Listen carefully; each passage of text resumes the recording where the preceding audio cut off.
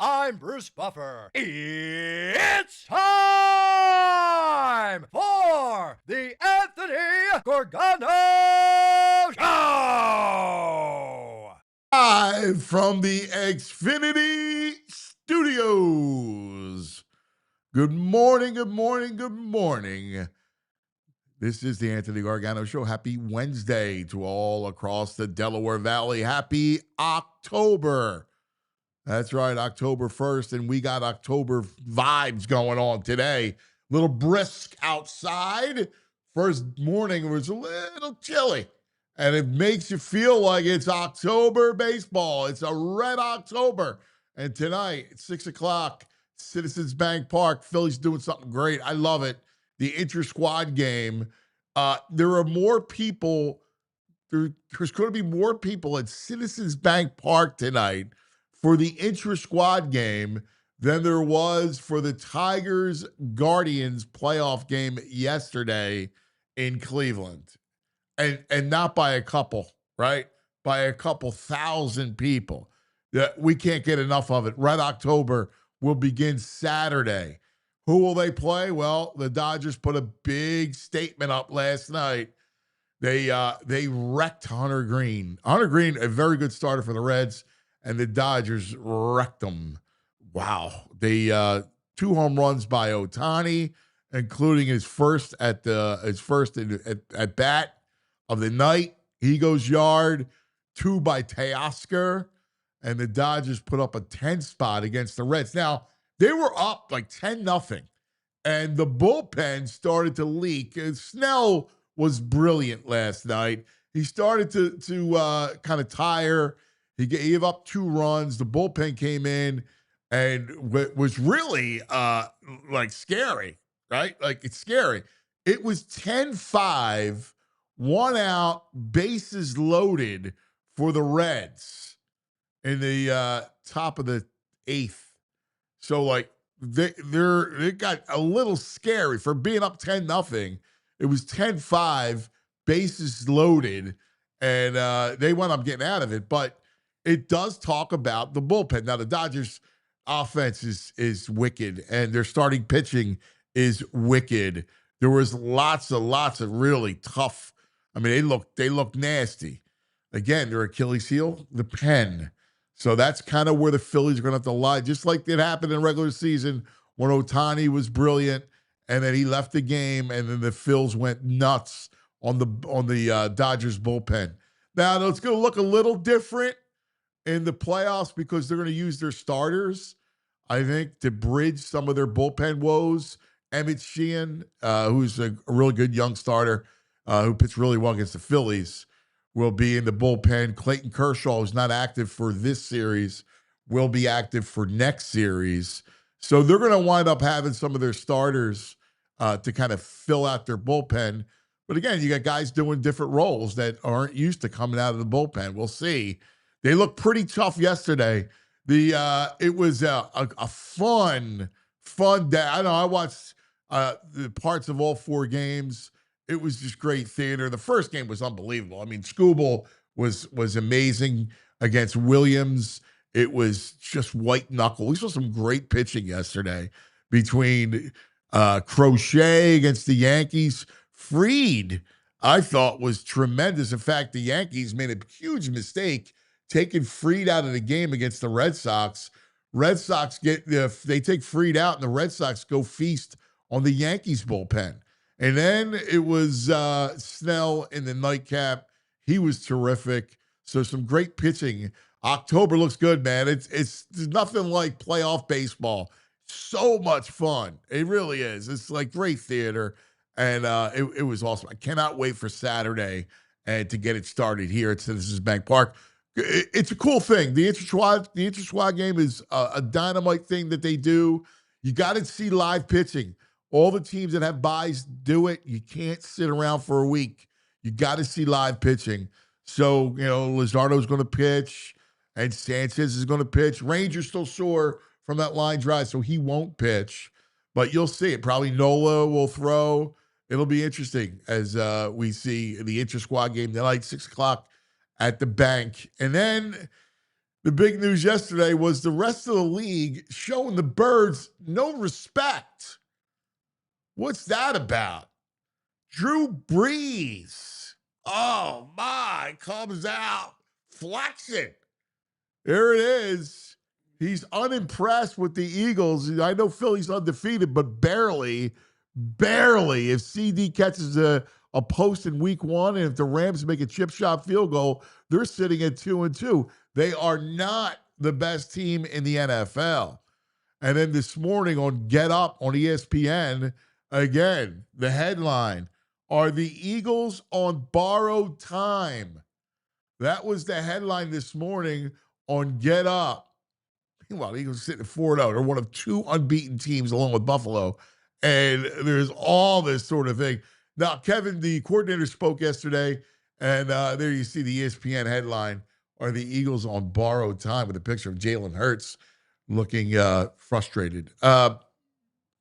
Patullo spoke yesterday, and I agree with VG, because VG, first thing he says to me this morning is Patullo, he did not engender confidence. He talked about the run game and some of the issues in the run game. He talked about A.J. Brown. There you see Patullo's quote, we've been constantly looking at it. Our angles can be good. And then what's the reason it's not happening? We're constantly looking and evaluating. I think we're still working on that, and something we're keeping in mind. All right. Okay. I'm a little concerned about the run game. The run game's got to get going. They're not a volume pass team. I think you got to try to lean into it a little bit and see what comes out of it. But it's a little different than last year when you leaned into the run game. You knew that they were a downhill run team. I don't know that they're a volume pass team. I think they need to be, and they need to throw early to try to run late and open things up for the run game. So we'll see. Meanwhile, the A.J. Brown stuff, everybody had the same reaction. Nick Sirianni says, no, we're not. It's all fine. We're not. Everything's okay. And there you see Patullo. A.J. and I have a great relationship throughout the years. We spent a lot of time together. Great communication. We've had no problems. I know where his heart is. He wants to do anything to help us. As far as I'm concerned, we're in a good spot. That's Kevin Patullo on the A.J. Brown discontentment. So we'll see how that plays out on Sunday. Again, the Broncos come in. It's a really good secondary, a good overall defense, but a very good secondary. I don't know that the pass game gets underway against Denver. All right, so we'll see. And then next week, the Eagles should win. You play the Giants, but they do have a good front, right? They can get pressure on you. So we'll see in the next couple of weeks how the pass game could evolve and maybe take the forefront and a little pressure off the run game. That's going to be it. And as far as AJ is concerned, I kind of side with the Eagles. I know it was a pretty damning post. But, listen, he's not, he's frustrated. You know the whole thing. You just got to get through it. And they do have the cushion of 4-0. So I don't think the sky is falling. Maybe I'm naive. Maybe I'm whistling past the graveyard. But I'm not overly worried about that. I'm not. Now, they got to get buttoned up. I think it's obvious offensively. They need to do things. But this is still the bones of a good football team with a really good defense. Yeah, I do think they're the best team in the NFC. I think Detroit's good. I still think Green Bay's good.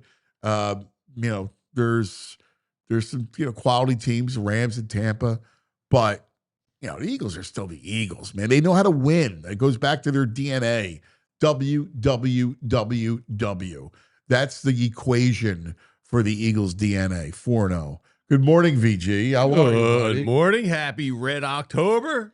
Yeah, I'm fired up. Go. Baseball was good yesterday. It was fantastic yesterday. Pitching, except for the Dodgers, but let's saw some great pitching yesterday. Yeah, you did, but let's start with the nightcap.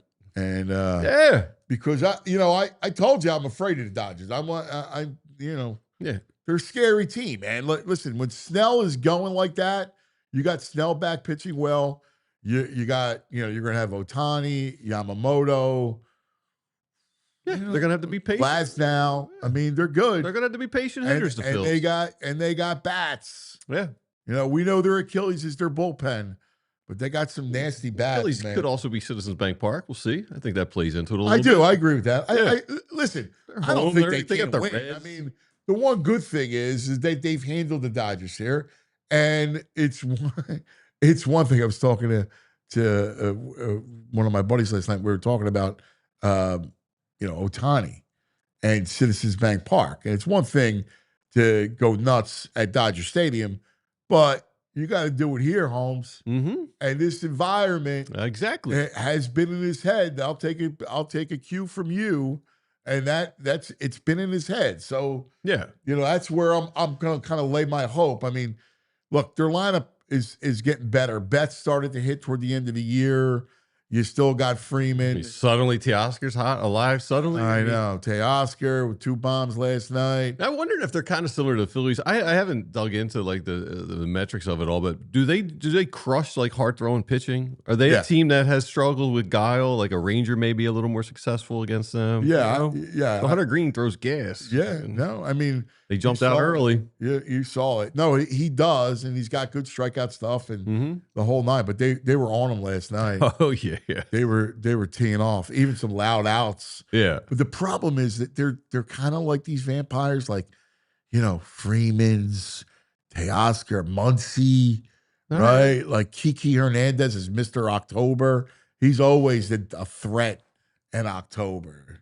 Yeah. Kiki, I mean, this is what it's all about. This is what we want. It is. I want a Dodgers Phillies matchup. No, I don't want to go through the Reds. Listen, we've owned the Dodgers throughout this century. Yeah. When it comes to the playoffs, beating them twice in the during the 08 runs, the Charlie runs. Mm-hmm. So you got home field.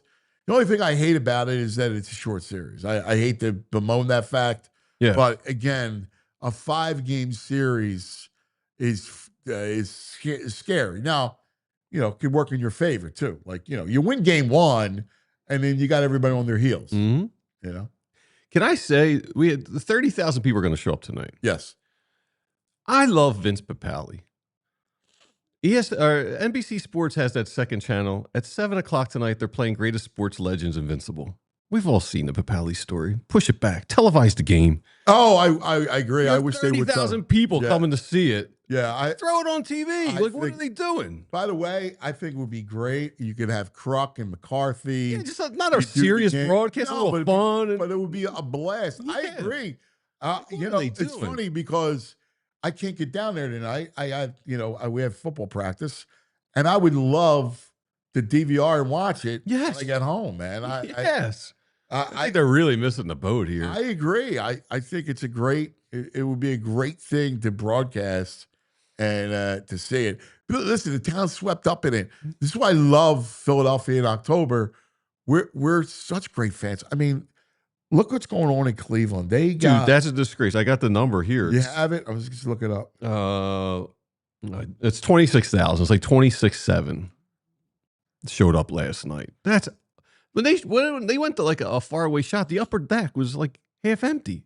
It's a playoff game in Cleveland.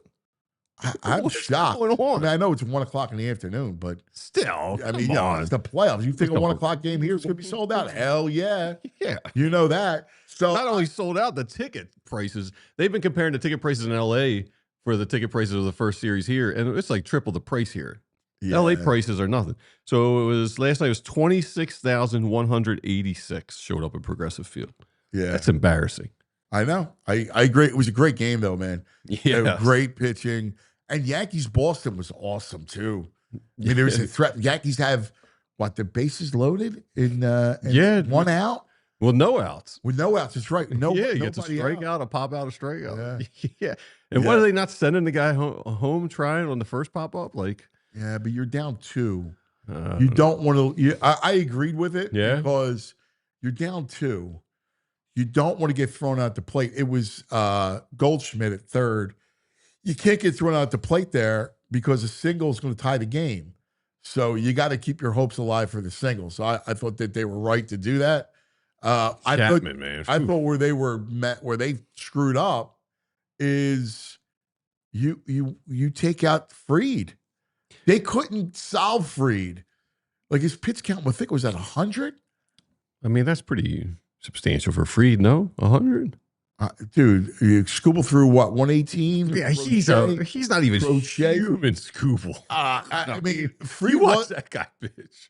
Fried wasn't even taxed. Like they didn't touch him. Especially their bullpen's been junk since the trade deadline. Bednar again. Yeah, I don't know. I thought that was stupid. They're also not great defensively. There was some weird. I mean, like, listen, it's the postseason. You got to push pitchers in the postseason. Like, what are you waiting for? You lose the game, you're now done. Like the Yankees now are on the brink. Like, and what? What did you gain? What? 20 pitches is going to kill you? 20 extra pitches? Come on. It's great that it's ridiculous. Red Sox Yankees battle in the wild card. I know. That also should be like a 7-game. That should be a 7-game series. The watching these teams, it's so much fun. Cubs, Padres from Wrigley. Yeah. Good stuff, man. Boyd looked ridiculous. Padres, I was disappointed in the bats. Yeah, they don't. I was reading a story. They don't profile well against like lefties, which is odd because of Tatis and Machado. But I guess the style of pitch profile, they don't really match up. Yeah, they're an enigma. They should be much more consistent than they are, and that's been their story all year. Yeah, they put up an 8 spot. No, listen, you got to get through the Dodgers. If you get through the Dodgers, I'm going to feel good. Yeah, like you just got to get through them. And we saw the stories are stories. The Dodgers pen. If you're patient, if you work up the pitch count, you got to get to that bullpen. Yeah, and they're susceptible there. They've been all year. Yeah, no, I mean that's going to be the recipe.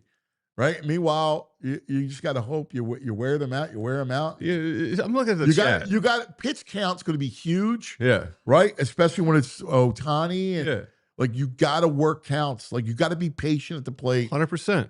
And the Phillies are pretty good at that. They've changed dramatically this year. They're one of the better teams. My screen is fried on my laptop, so I can barely see chat going on. But from what I can gather, our man over here is dominating the chat with Premier League soccer talk on the first day of Red October. Sam and I were talking about it. There's a lot of you talking about it. A lot of you talking about it. It's October. I also talked about the Phillies. I said that the Phillies are going to play the Red Sox in the World Series. Probably because you saw me make eyeballs at you. That's the last chat. Phillies versus Red Sox. Bullshit. I follow the chat. I'm following the conversation. Let me ask you a question. He says Phillies Red Sox. Yeah. Do you take anything from that? I will take what I think he's saying that is because he knows Brain's got a large ticket on the Red Sox and he's going to ride that. Yeah, I figure Brain must know something. So you don't think the Red Sox could get to the World Series? No, I don't. I don't think they're good enough. Do you think it's the Mariners? I don't think they have good enough pitching. I think it's Seattle, but I also think there's a couple of other. I think Seattle. Toronto's got a shot. I don't like the Red Sox. As far as to go to the World Series. But let's get it back to the Eagles for a second. Drew Brees can go bleep himself. Right? I mean, all of a sudden. What, this guy win 4 Super Bowls I didn't know about? Like, come on, man. You had one season, dude, where you had a good team. Where's he? I don't know. Where's he come from? I never see a quote from Drew Brees anywhere. Suddenly it's anti-Phillies, anti-Eagles. All of a sudden he comes out with a sledgehammer quote. Yeah. I mean, come on. The second barely, but barely. Come on. If there's a lot of ifs in his Super Bowl game, I think, too, man. Come on, dude.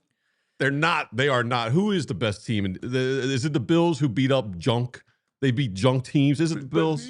Forget about the Bills because they're the AFC. Even if you look around the NFC, I mean, you got Detroit. Maybe you can make an argument, but I mean, how could you deny 4-0 and you beat the Cowboys? Yes. The Rams. Yes. The Buccaneers. Buccaneers down there. Right? Like, and the Chiefs at Arrowhead. Well, that's what I'm saying. Like you beat really good teams. Yeah, all playoff teams. So, like, I don't understand. If that was a playoff run, you wouldn't think anything of it. No. They beat the Bucs, the Rams, and then the Chiefs in the Super Bowl. Right. Yeah, and they just beat all 3, not playing their best football. And by the way, Kansas City on the road. Yeah. Right. And I mean, Tampa on the road in searing heat. All we heard about was the heat. Right. The fact is that you won those games. That means something. That DNA matters, I think, in a big way. And then I get him, Greeny. Greeny's just such an Eagles hater because he loves the Giants. Like he's a Jet fan. He's a Jet fan. All right, whatever those New York teams are. Yeah. It's just the shots you take when you take the mantle as the best team in the NFL. Because you look everybody's waiting. I think you're right, Andrew. I think everybody's waiting for you to falter. Everybody's waiting for you to come down there. Exactly. And everybody's rooting against you. Yeah. I mean, look at the Chiefs. Remember, like 2 years ago, we were like, oh, well, they don't have any weapons. How is Mahomes going to get into the playoffs? And he does it. You know, we've always criticized that team, and then they were able to do it. Now we are at the top of the mountain, and everyone's criticizing us. You know, I don't remember as much Chiefs hate, though. Nah, he's right. It was a lot of Chiefs hate. Yeah. From the media? I know from the general public, but I don't know about the talking heads. The talking heads were like, no Tyreek Hill. Yeah. Andrew's right. I mean, it was Mahomes glaze for sure, but the team itself, I always felt like. I think you're right on, man. I do. I think you're right on. Glaze talking at 9:21. I do think part of it is that we are such passionate fans that they know we go nuts on social media with it and retweet it and share it and comment it. And I think these guys are smart people. Everyone's trying to drive traffic. I know. And they know it gets eyes, and Philly fans are passionate. I think that's another reason where everyone comes out of the woodwork to just take shots.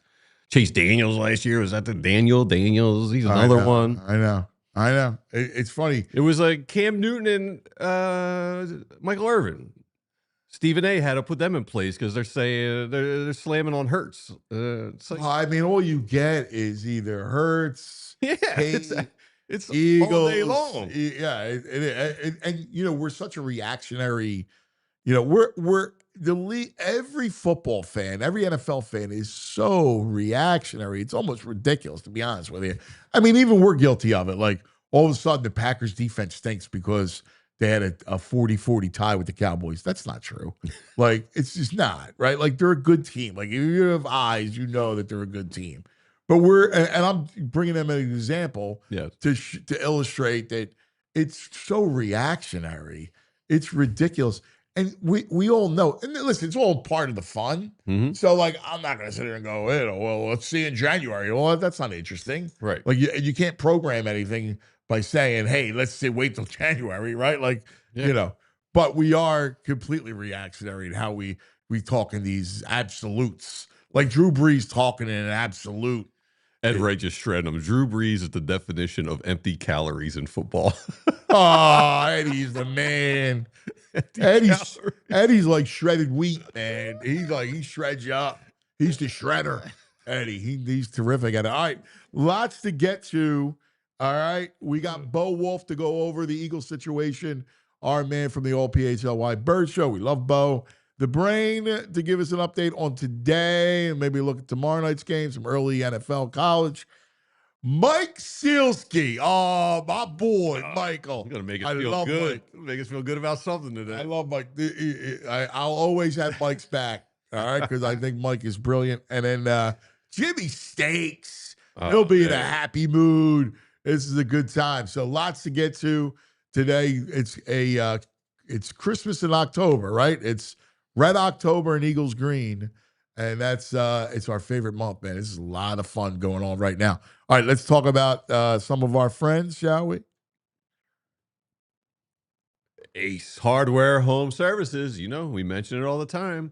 They are here. They are crusaders to help people like me and probably a lot of you out there who aren't handy around the house. So an outlet or a faucet you said you'd fix like a year ago and you still haven't. Ace Hardware Home Services, they got someone for that because now they're not just the helpful hardware folks. They're also the helpful home service and repair folks from plumbing, heating, electrical, cooling. They got trusted pros to keep your house running all year long. Ace Hardware Home Services, they're bringing the helpful you love from the store now to your front door, from Philly all the way to the Jersey Shore. And Ace Hardware Home Services, they bring experience. They're local plumbers, electricians, techs. They handle everything from repairs and seasonal maintenance to installations, upgrades. They listen to your goals. Jobs never done till you're 100% satisfied. And they give you a little free time so you can work on things you like and you're good at. Free estimates are always available on equipment installation and replacements with trusted advisors. And they give you options best suited for your house and, more importantly, your budget. Ace Hardware Services, they're local. Their teams live. They're among us. They serve their neighbors, and they want nothing more than to keep their neighbors comfortable in their own homes. So if you got a project you need fixing, visit Ace Hardware Home Services online, acehardwarehomeservices.com. get started on that next project. Ace, the helpful place now to your front door. Now let's talk about Cherry Hill Jeep, a Folk auto dealership, which is important to know because Charlie Folk and all the great Folk dealerships, they've been a name that you can trust for over 3 generations. I mean, all across, they are fantastic. Cherry Hill Jeep is a great dealership. Go see my boy Dante over there. He runs it. You're looking for a Jeep or a Ram truck, there's only one dealership in South Jersey who has been the market leader since 1967, and that is Cherry Hill Jeep. Got you covered. Great prices. They're always on top of things. They're going to take wonderful care of you. It's all about the family atmosphere, right? Like it's very important to me that if I'm going to represent an auto dealership, they have to have that vibe, right? The family vibe, and that's what Folk dealerships. That's what Dante does over there. Go check him out. Slide into a Jeep Grand Cherokee this month. Not only is the most awarded SUV ever, it was also named MotorWeek's best midsize utility vehicle for the past 2 years in a row. That's in addition to being named the 2020-24 IIHS top safety pick. You can also pull away the most luxurious and functional pickup truck on the market today. That's the 2025 Ram 1500, which just received the most coveted award in the pickup truck industry, the 2025 Motor Trend Truck of the Year. I mean, you know, Jeep. I mean, you can't beat it. All right, I'm driving a Jeep right now. Check it out. Stop in today. See Dante. Tell him I sent you. Get the cuts discount. All right? Great discount. He's going to take great care of you. You're going to love it. You'll love the experience. Trust me. Go see Dante. All right? Drive home your new Jeep or Ram truck today. Minutes from all the bridges. Available online 24/7 at cherryhilljeep.com. I know people buy Jeeps and Ram trucks elsewhere. I just don't know why. What are they doing? I don't know. All right, here's what I do know. That our man Bo Wulf knows what's happening at NovaCare. It's the big deal presented by, that's right, Cherry Hill Jeep. Here he is on the Xfinity guest line, Bo Wulf. Our man on the ground, he's solid and sound. He's on the hunt for Eagles news. Handsome and astounds, clever and profound. We're talking Eagles with Bo Wulf. Here it is. Good morning, Bo. Good morning. Good morning, guys. How we doing? Good, buddy. What? I don't know. The Petula stuff's got me like, All right, well, we'll get to it. Let's first start with, as we are in the middle of between week 4 and week 5, the talk across the league is the Eagles are not the best team in the NFL, per Drew Brees. This morning on Get Up, are the Eagles on borrowed time? Here they go. Once again, trying to poke holes in the Eagles, trying to set them up for failure. Well, the idea that Drew Brees was calling out the Eagles offense for being boring. I mean, is there a more boring person in the world than Drew Brees? Oh, you're right. I forget a couple of days ago he called it boring. Now he stepped it up and said they're not the best team in football. Okay. Yeah, he is Mr. Boring too. You're right. Who cares what Drew He's Brees human thinks? yawn. You know? Yeah. I mean, yeah, as I think I called him on the show the other day. I mean, a sentient piece of Wonder Bread. I mean, the guy is as basic as it gets. I don't care what Drew Brees says. Listen, are they the best team in football? They're the defending Super Bowl champions, and they haven't lost a game yet. So, who cares what anybody thinks? And Bo, you beat the Cowboys. Yeah. You beat the Chiefs in Kansas City. You beat the Rams. And you beat Tampa in Tampa.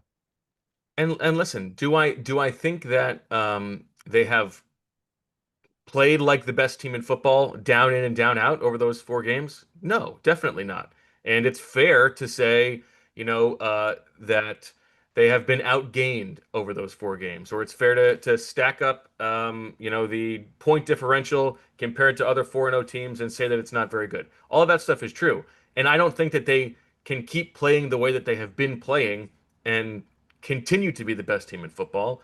But I do think they have earned some equity of, this is a team that last year was not the best team in football through 4 games, and then they were able to figure out a little bit more who they were, tweak some things. Vic Fangio deserves some patience. I mean, he's already got the defense playing very well. I would expect that he's going to get them playing even better. They have a lot of stuff to fix on offense, but they're able to build the plane as they're flying as an undefeated team. That's a little bit different than teams that are struggling. So, a question, all right? As you talk about, does Petrullo spoke yesterday? Does he engender any kind of confidence from me or from the players? To you. I think he engenders confidence in the sense that he is a first-time play caller. It has only been 4 games. I would imagine he's going to get better, both from a game planning and play calling standpoint as the season goes on. I would say the passing game itself, the structure of the passing game, is not the most inspiring thing right now. I'm sure that A.J. Brown would say the same thing. The running game, to me, Fran did a really good job on our show on Monday. We broke down, the frames of every single one of those runs for Saquon Barkley, and it's a little bit of everything. It's Grant Calcaterra missing a block, Jordan Mailata missing a block, Tyler Steen missing a block. Saquon slips on a play. There's some structural things. I'm less worried about the running game. I don't think it's going to be as dominant as it was last season for a lot of reasons. Landon Dickerson, for instance, is not playing at the same level, but I think they can get enough out of the running game. To me, it's more the structure of, the distribution of routes and the passing game, and also just being a little bit more, anti-conservative on offense. But I think some of that stuff will come, and the schedule is also going to get easier for them. If I am ranking my list of concerns with the team, like the interpersonal dynamics of the locker room and everything that's going on there is probably at the top for me. Yeah, what do you make of it? What do you think the core is? It a AJ Jalen chasm that we know about from before?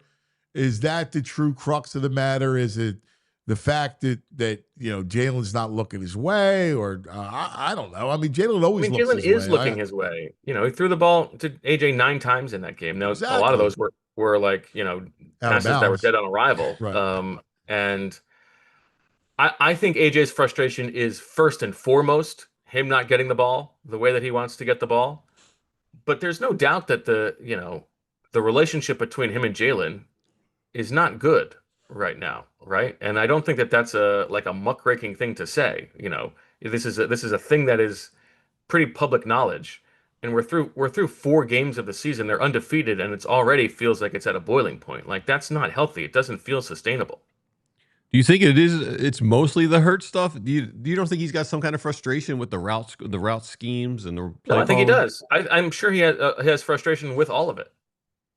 Yeah, right? I mean, but ultimately, he probably feels like he's a pastor. Now, let me ask you a question. What responsibility does he have in this whole thing? I think he has a lot of responsibility in it. I mean, listen, there are times where it's very clear on film that AJ Brown is not going 100%. But the Eagles know this. They know that he is a personality that has to be coddled, right? And also not just for coddling's sake, because he at times is the best player on the team. And if you get him the ball, good things are going to happen. We saw what happened in the second half of the Rams game, the only half all season long where it felt like it was, intentional to do some things to get him the ball. I don't think that Nick Sirianni is off the hook either here, because if your baseline thing is culture, and you can't get 2 of the most important players on the team to not be, to have one of them sniping at the other in public, like, that's not great culture. These are 2 captains, right? So that's not great. But I also think there is drama in the locker room every year. There was drama in the locker room last year, and they went on and won the Super Bowl. So it's not disqualifying. Tell me anybody who's watching this who has ever been in an office where they didn't like somebody, and like, that happens all the time, and you still put your head down and do your work, right? So it's not like this is going to stop the Eagles from winning games. They still have the most talented roster in football, but it does feel like something that cannot last forever. Yeah, I think your summation's right. I think, again, we have this kind of false notion of what a locker room is. A professional locker room. A locker room is the same whether it's high school, college, or professional. It's a group of people together. Everybody's got their own agenda. Everybody, is there, if there's cliques, it's like you said, any other workplace, it's just like that, man. It's what it is.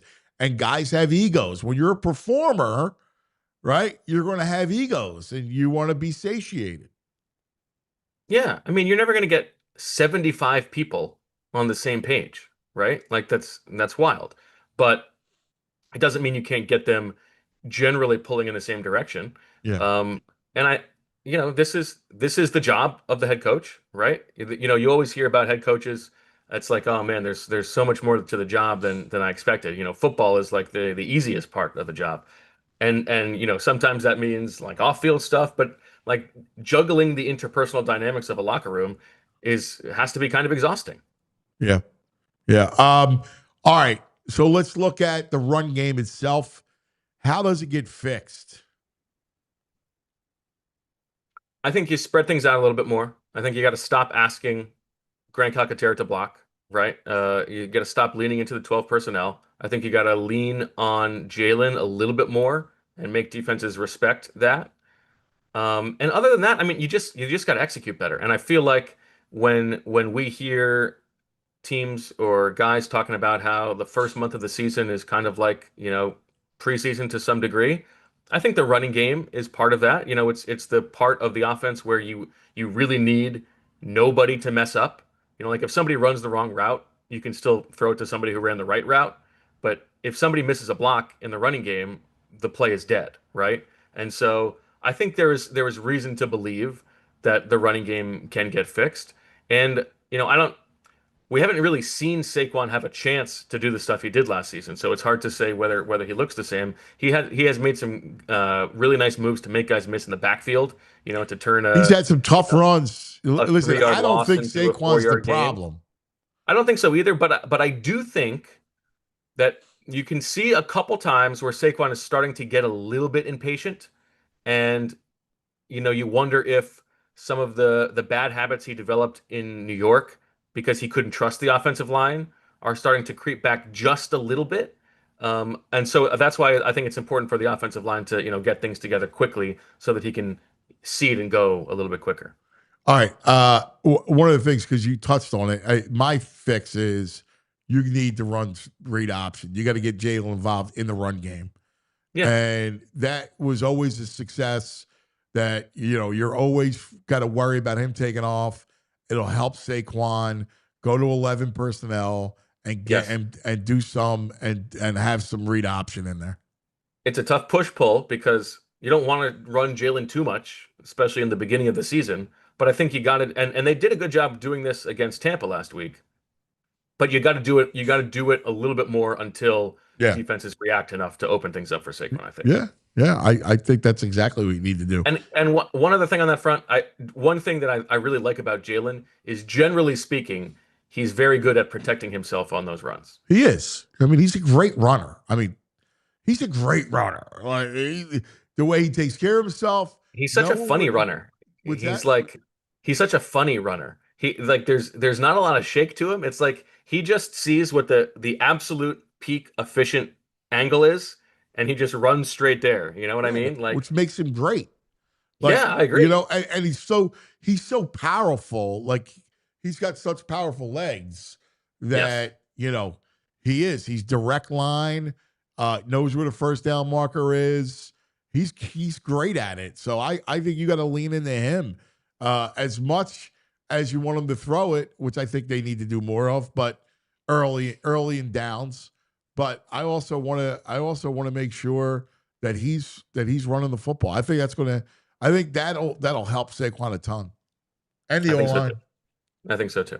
And the other thing they need to do, you need to get a couple of plays that can be drive starters. That's a big deal. Like, you can't have 5 3-and-outs. Like, that is on Patullo, 5 3-and-outs. You need to have drive starters. Like, you need to have, really, a easy, high percentage throws that you can complete, because then you could go into tempo. Yeah, and you can see them pressing a little bit as that second half went on. When they're getting so many 3-and-outs in a row, it's like, okay, what can we do to get something going? And from their perspective, maybe if you think you have an easy drive starter on first down and it's an incomplete pass, and all of a sudden you're way behind the sticks. But if they're so predictable that they're running on first down, then you're not in good shape either. I do think that they need to run play action more for a team that is so run heavy. They don't run play action very often. On the course of the season, they're the least heavy play action team in the NFL. If you just filter it for passes, they're still bottom quartile. The problem is they haven't been very good at play action, and that's the kind of thing where I feel like that's just going to improve as the season goes on. It has to. It's basic football, man. Play action's basic. Like, goes back to the screen, getting the ball in Saquon's hands. You watched Sean Payton on Monday night, and you watch that offense.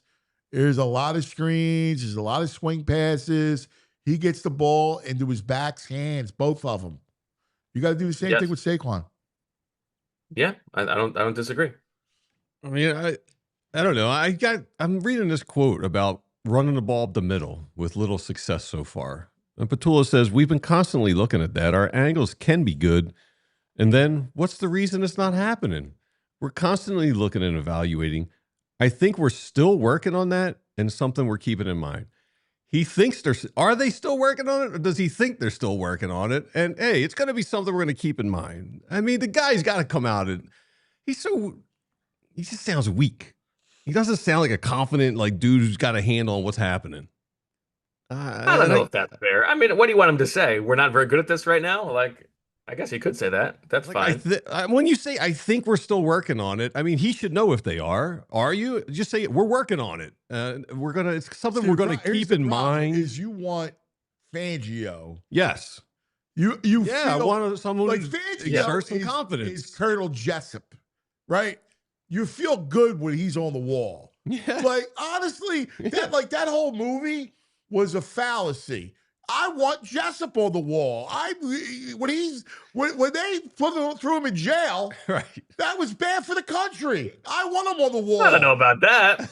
I don't think we need. I want Jessup on the wall. I don't want. I was rooting for him to go free, to be acquitted. Oh, come on. Yeah, man. I want Jessup. We can get somebody who does that job just as well without breaking the rules. You can break the rules. I want that. I don't want. That's what he's talking about. Yeah, listen to Vic. Vic. Now again, you're talking about a grizzled veteran versus a first-time play caller, VG. So I get it, but this is a Super Bowl, former Super Bowl champ, the best team in the NFL. I just want a guy who sounds like he's got a handle on it. And yeah, it's not great right now, but we're going to make it better. That's all I want to say. I don't know, exudes some kind of confidence for me. Because, I mean, we know what we're seeing. They're 4-0. The offenses looked horrible. I give them the complete benefit of the doubt. That's what this organization and staff has, they've earned the benefit of the doubt. But at least give me a little confidence that you got a handle on this. I don't know. I try not to make too much of the press conferences. They're just sitting up there talking. I know. We've been obsessed with press conferences since Andy. How come he doesn't say anything? I got to do a better job. Well, what do you want him to say? You don't want him to throw guys under the bus. That's how you lose players.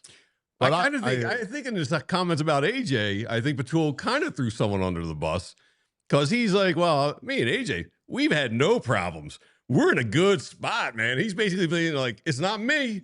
This is not me. Me and AJ are tight and we're good. It's somebody else in the room he's got an issue with. I think he kind of threw Jalen under the bus there. That's interesting. That's a good take. I don't mind that. It was weird that he was like, "Oh, we're cool." No, I know the way he said it too. Yeah, you're right. All right, brother. Who's going to be on that wall? You, Bo Wulf? Today, it's actually Jamie and Rich. Although I'll be, we're talking to Mina Kimes, so I'll be doing that part. But this is the one day you get the Jamie and Rich show. All right. So it'll be a good one. I like it. My brother, good stuff, man. Thanks, guys. See you, buddy. Here he is, Bo Wulf checking in. Mina Kimes never takes shots at the Eagles. She's a big supporter of the Birds. Mina's terrific. Yeah. I love Mina. Mm-hmm. She's awesome. All right, time now to go to the brain. Oh, no opening? Do your throwing your red Brain. Red, the brain finder. Line brought to us by the Bet Park Sportsbook online casino app. It's the Daily Grind with the Brain. Good morning, Brain. Good morning. Happy baseball. Dude, the baseball yesterday was awesome. School Yesterday was a ball, good day, Anthony. Gavin Williams, Crochet, Snell. Yesterday was a very good day, Anthony. Yesterday was a very, very good day. Oh, the Brain did well yesterday. Yeah, yesterday was I can't. I usually like to bitch about something. There's nothing for me to bitch about. So what did you? It was like pretty much a clean sheet. What's that? Where were you? clean sheet. Clean sheet is good, man. Yeah, nice. Where were you? That was pretty good. You live? Your live wagers? No, I mean, I listen. I had very big bets on Scooble to get 19 outs, getting very big odds, which hit. And I had, again, I did some of these over bets, which I know are so scary in the, because the situation where these hooks are going to be quick, but Gavin Williams 14.5 was a very big one for me as well. The Tigers in the game was a big one for me. Pivette over 14.5 outs was a big one for me. The under in the Cubs games I hit. I did. I'm trying to think the other. Freed over 17.5 outs was a big one for me. Crochet over 17.5 outs. Under in the Red Sox game. You did well. Look at that clean sheet roll. Over Blake Snell outs. So let me ask you a question. Was it a six-figure day for you? Well, not quite that, but it was a nice figure. It was a good figure. It was a good figure. Not six would be a little disingenuous, but it was a very good day. I basically everything won. The brain was a very good day. It was a very good day. All right. I will say this again today, just real quick, so I don't want to big it out. Tanner Bibby, I like over 3.5 hits allowed right now. I think that's a bet where. Here's the thing. Bibby has pitched his last 10 games, 12 games, so he's been around that 100 pitch area. Now I know it's an elimination game for them. They may take him out early. I get it, but why would they take him out if he gives up some hits? So to me, it's like 3.5. Normally he's sitting at 5.5. It's such a low number. But to me, for them to take him out, like you say, all right, we'll hit the hook will be quick. I get it. But are they really going to take him out after? I guess he could pitch 6 innings, just give up 2 hits, and that's that. But are they really going to take him out in the 4th inning? No, I think you're right about that. I do. I think 3.5 is too low. I really do. I would have made it 4.5. And I did take Casey Mize under 5.5 strikeouts. But I think it's down to 4.5 now. But that was a stupid number. Never should have been 5.5. But just wanted to get those two out there. All right. Well, let's look at the rest of the games. I mean, how do you see go through each series? Tigers, Cleveland. Yeah, okay, yeah. I'll go through. Listen, the looking at the Guardians versus Tigers, Anthony. Right now, the line is sitting at. I'm bringing it up right now. It is sitting at -132 for Cleveland, +108 on the Park site for Detroit. Here's the thing, Anthony, and I will say this: when Tariq Skubal does not pitch for the Tigers, or when the Guardians play any game, I think these are the 2 worst teams in the postseason.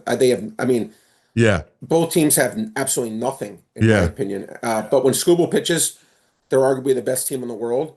And Gavin Williams, when he's been pitching well, they don't allow runs. They're somewhat tough. But I think both these teams are horrible. And when I say horrible, I mean horrible. I would lean Tigers just because I think all these games are 50-50. Not a game I'm betting. Now the total is, they're making these totals so low just because these teams cannot hit at all. But it's 6.5 total.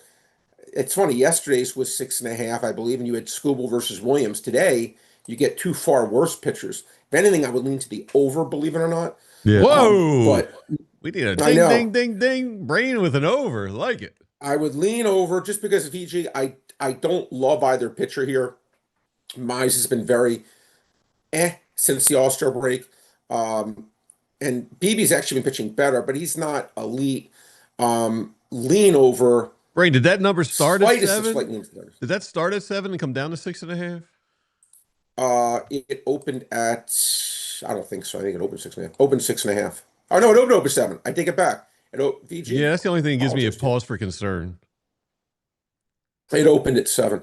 Well, I mean, listen, again, I didn't bet again, the only thing I bet in this thing, I told you, I got under 5.5 strikeouts for Casey Mize, and I gave up over 3.5 hits for what's his name, for Tanner Bibby. But the game itself, which we're talking about, again, I think it's a tough game, and the game should be close. These are all like kind of close kind of games, and it's just a matter of which way it goes. But again, I don't respect either of these teams. But I'll say this, which is interesting: the winner plays Seattle.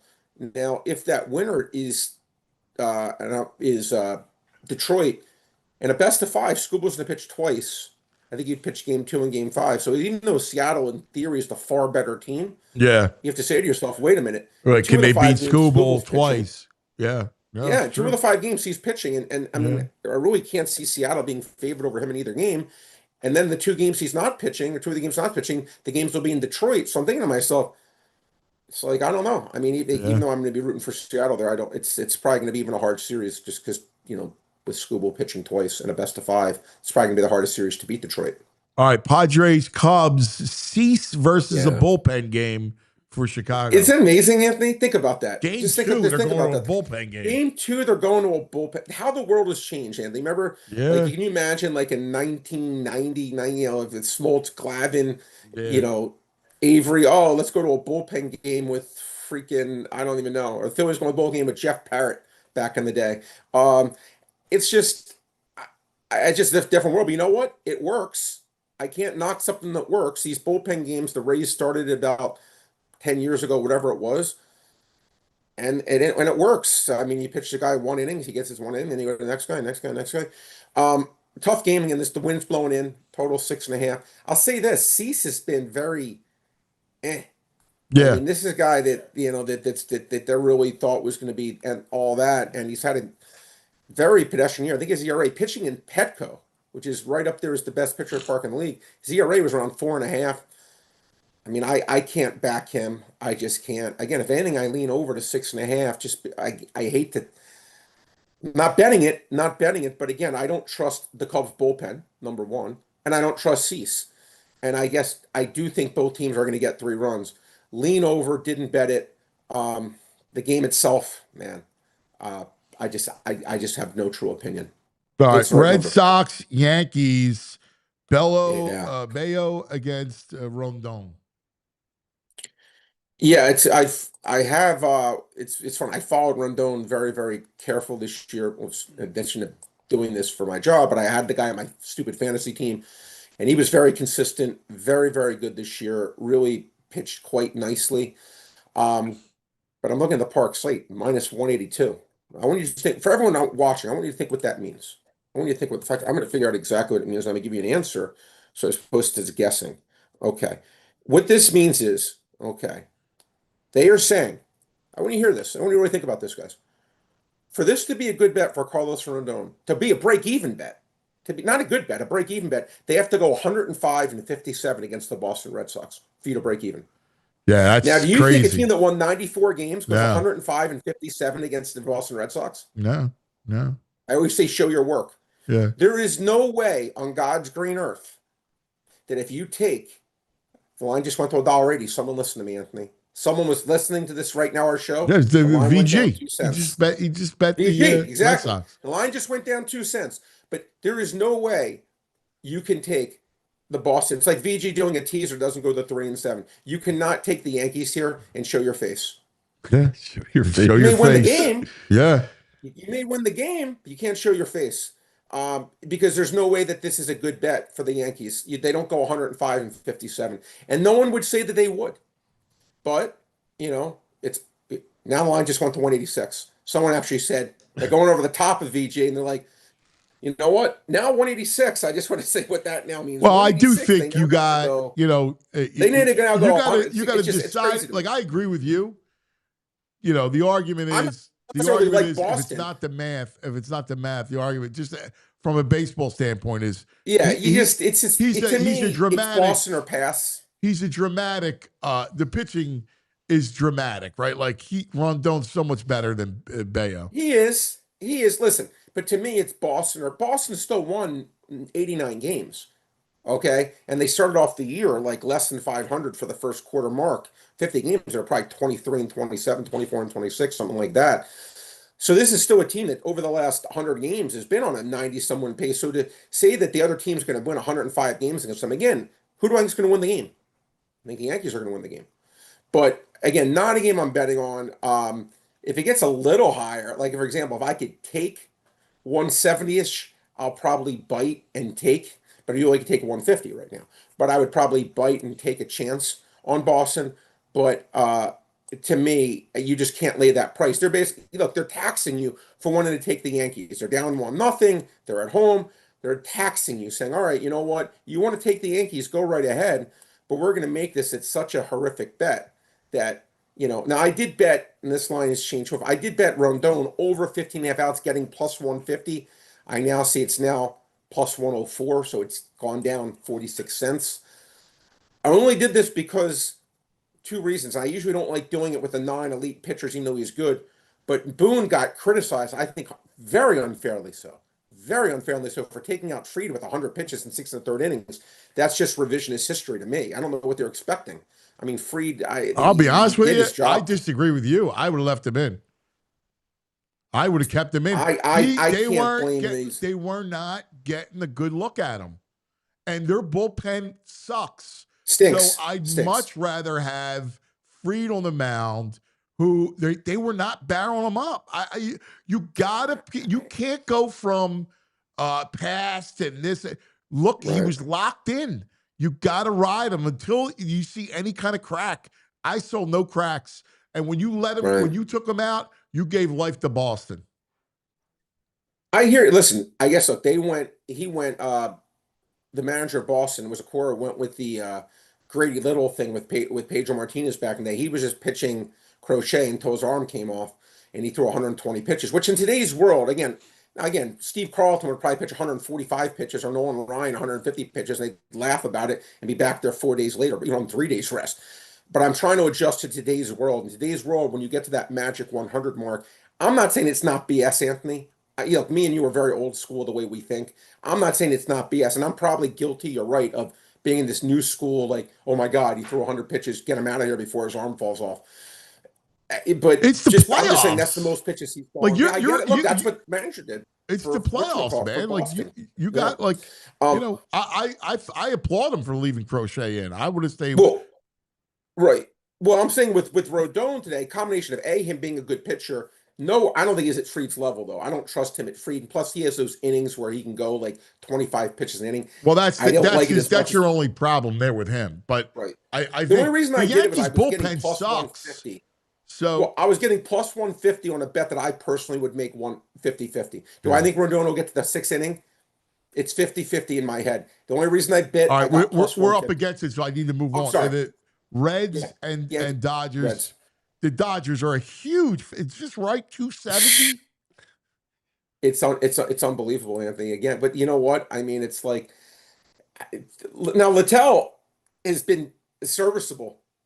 It's minus 315. Minus 315. 315. Now again, so that means, just for everyone watching, that the Dodgers would have to go 123 and 39 to break even. 123 and 39. Now, if you think the Dodgers go 123 and 39 here, then you break even. Congratulations. Again, it's Reds or pass, because the Dodgers, I have news for you, they don't go 123 and 39.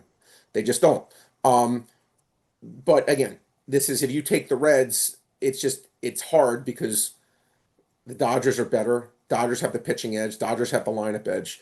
But for me, it's Reds or pass. Didn't bet it, though, Anthony. I do actually lean Littell under 2.5 runs. Why? Because I do think he will only pitch 4 innings or less, regardless. I think as soon as he gets up a hit, Francona's just going to go to the bullpen because he's not like a dominant guy. And I'm not expecting him to get many innings. So I think there's a chance he pitches 3 1/3. Will he give up 3 runs in those 3 1/3? Probably not. Yeah. Yeah, good stuff. All right, buddy. Always great. For those people that are looking at their Survivor just to get some football in there, is there a team that stands out this week in the Survivor pool? I mean, you got Buffalo. Here I'm bringing. So give me 5 seconds. I'm bringing up the NFL schedule real quick. Yeah. I don't mind the Rams. I took some of them. A little nervous on the Colts. I would not take the Eagles. Definitely not take the Eagles. I like Arizona best. Detroit, I'm okay taking, even though it's on the road. I'm okay with Buffalo. Would rather probably save them. But yeah, not a team I'd really necessarily stay away from. But maybe the Colts scare me a little bit, even though I think they're going to win. But that would probably be the one to be the most scared about. That's for a team that a lot of people pick. Yeah. All right, Brain. Great stuff as always. Thanks, buddy. Appreciate it. Good guys. Appreciate you both. Good luck. Another clean sheet for you. All right. Now let's talk about some of our partners, and then we got our man Sielski, Mike Sielski. What's chat say? I can barely see it with this bogus laptop. All right, let's talk about Xfinity Sports. Yes. Listen, there's a reason why VG watches games at the pub every night. Because he has to escape his house. Its setup is a mess, right? Totally. Yeah, I'm not ashamed to admit it. No, I mean, listen. Yeah, I own it. It is what it is. I mean, lagging, buffering, switching between apps, trying to find a game. You're better off being at your local pub. Yeah. Right? That's what the pagan says. Yeah, that's it. Yeah. So this way you're not fan-fished. You're at least at the pub enjoying yourself. But for those of us that don't want to go out every night, like VG, and can't go out every night because we have families and we have lives. Family. And I have a mom. Well, your own family. Oh, yeah. You don't want to go out every night and drink every night. You want your own man cave, right? You want your own solace. This is why you got to get Xfinity, all right? It's the ultimate sports destination.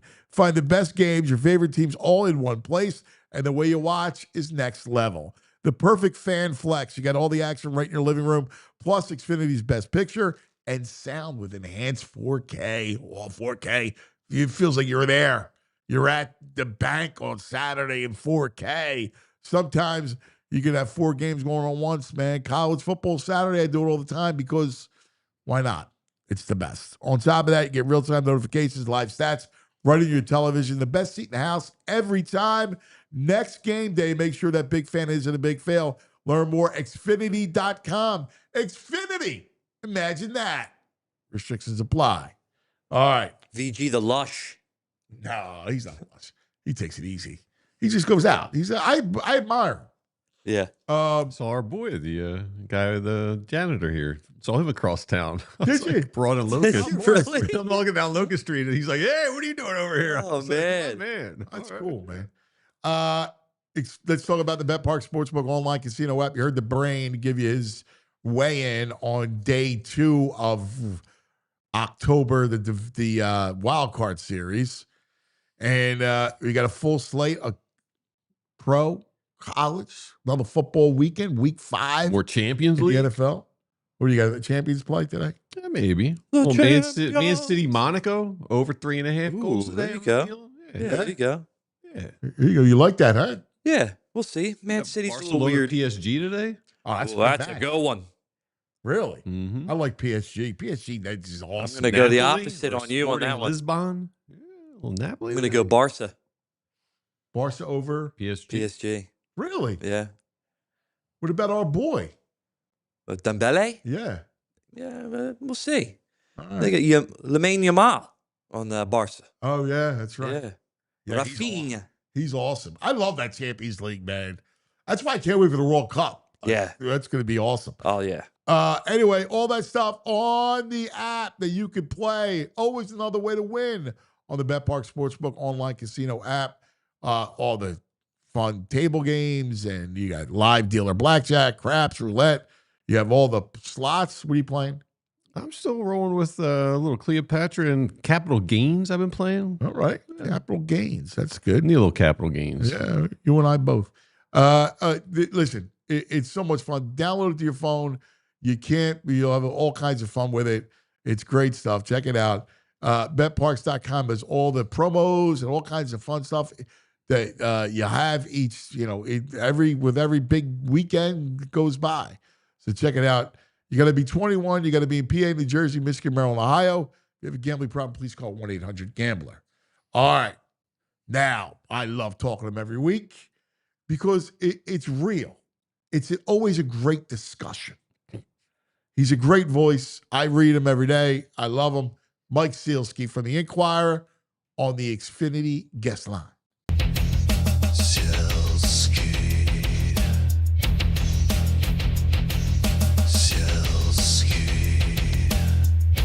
Here comes Mike Sielski.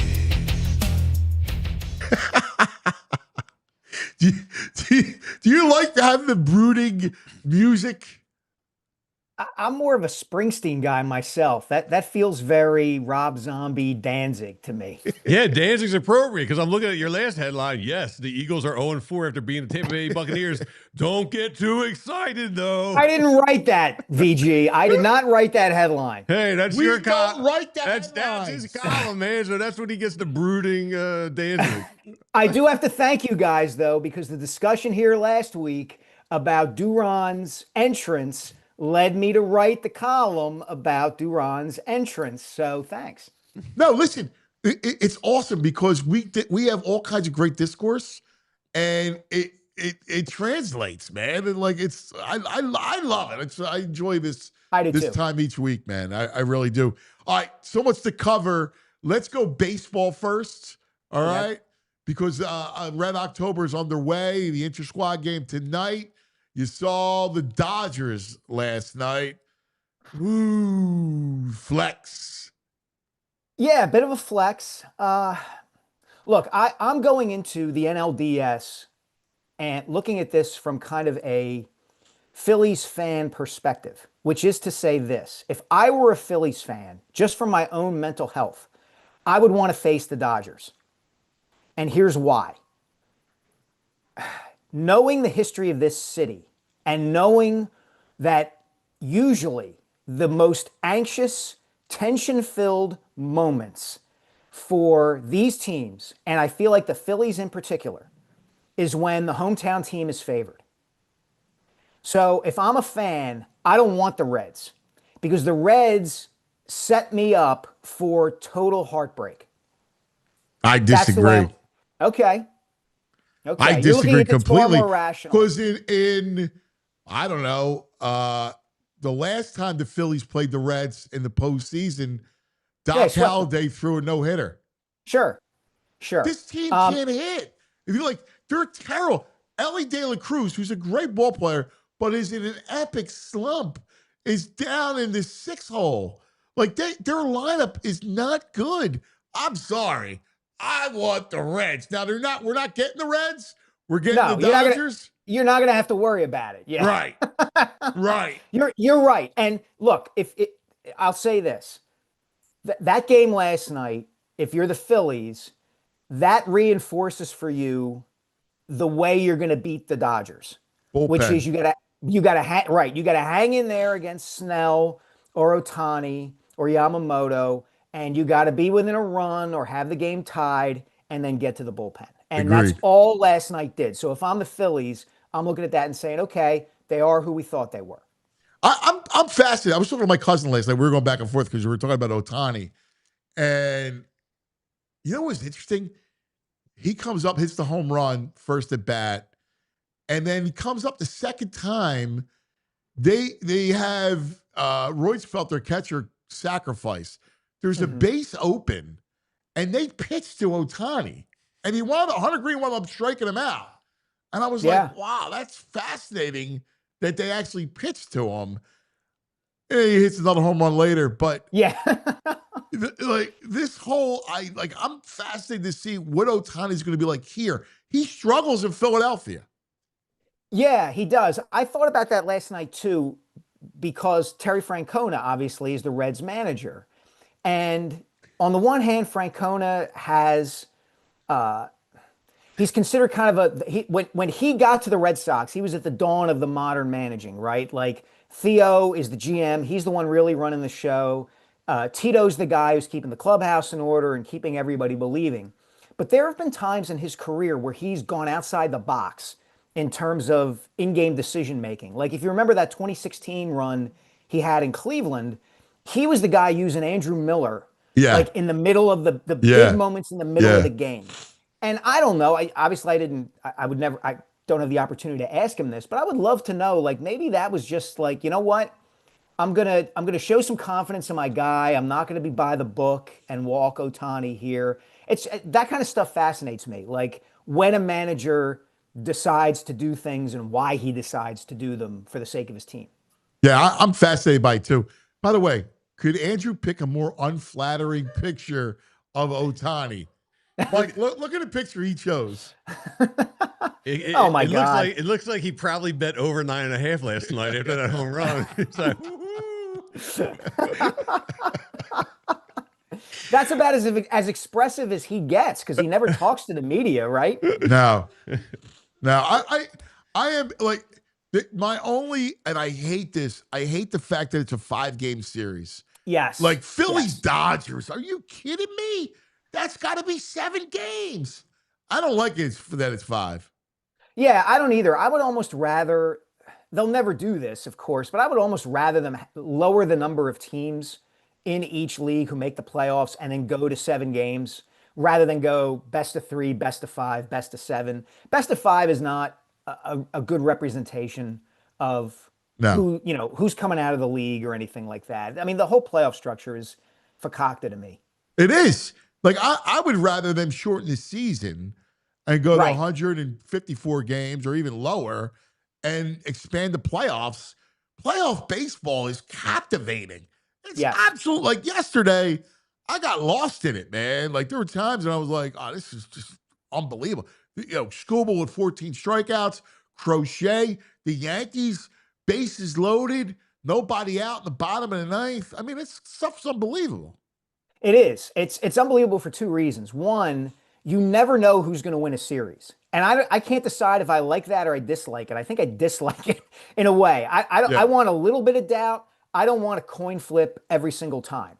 You know, I want a team like the Reds to have a fighting chance, but chances are good the Dodgers are going to win. The other thing is I love Yankees fans losing their minds over their baseball team because it's like employees of Microsoft, you know, losing their minds about the market or their job status or something like that. You know, it's just, come on, stop. Like, I know you haven't won a World Series since 2009, but you're the Yankees. I don't want to hear your whining and complaining. Exactly. Now, you know what's nuts is like, you know what it's like because you and I both worked up there, but you can't take Fried out there. You can't. No. I have a good friend of mine who's a diehard Yankees fan, and I texted him in that moment, like, no, never, ever, ever, ever should you take Max Fried out of this game at that moment. The Red Sox were waiting. They were dying. To pull him. Yes. They couldn't square him up. They were struggling. To me, I would have destroyed him today. Like, if we were writing columns like back in the day. Absolutely. And it's been one of my great joys, honestly. I spent 45 minutes yesterday watching on YouTube a New York Post baseball podcast among Joel Sherman, John Heyman, Mike Vaccaro, and Mike Puma, just raking the Mets up and down. And it was smart. It was nasty. At one point, Joel Sherman said, you know, guys, we got 4 posties on here and we haven't been mean enough. And that's absolutely what I want out of New York media covering these things right now. Yeah, exactly. All right, so how do we feel about the local 9 heading into the intra-squad game tonight? And mind you, let's also point this out, that there's going to be 30,000 people at Citizens Bank Park tonight for an intra-squad game. Yesterday, there were 26 and change in Cleveland for a real playoff game. Number one, love it for what it says about Philadelphia as a sports market, as a baseball market. this is one of the points I made in that column I referenced earlier about Duran, that Philadelphia is one of the last true baseball markets left in America. I don't think people who live here really appreciate how kind of dull most of the country finds Major League Baseball anymore, and how little they care about their local teams. And that's obviously not the case in Philadelphia. Number two, I think this is really smart by the Phillies. I think they have to try to approximate a game atmosphere as much as they possibly can. You're never going to get there, but having 25 to 30,000 people in the stands making noise, these guys having to perform in front of a crowd. You know, we talked all about booing last week and how you and I disliked it at that Eagles game. If I'm Phillies fans at Citizens Bank Park tonight and somebody strikes out, I might boo just to get them ready for game one on Saturday. That's genius. That's genius. You got to replicate it, because these guys are sitting around for the better part of the week. I agree. And then they got to turn it on Saturday night after all that rest. Anything you can do to simulate that environment that they're going to be in Saturday is a good thing. How do we feel about them now? Like, how you feeling about them? I feel pretty good about them. I think we've talked about this. Like, I think Harrison Bader has been a tremendous acquisition on two levels. Obviously, what he's done offensively and defensively has been beyond anybody's expectations. I also think the attitude and the kind of relaxed, confident swagger that he seems to play with is something that clubhouse needed. The clubhouse's issue was never that guys didn't try. It was that guys tried too hard, and they needed a little bit of like, chill. We got this, everybody. So, you know, look, if the starting pitching can hold up and Sanchez can be Sanchez and they get the good version of Luzardo and, you know, Ranger is Ranger in the playoffs, they're going to be all right. I agree. I also think, I was talking to my cousin last night about this, like their makeup is different than last year, right? I like Bader. I don't know. They seem different, right? Obviously, they had a really good late August, September. They played really good ball. I mean, Wheeler gets hurt. When they find the Wheeler news out, and they turned it on, man, they picked them up. They played really good ball after that.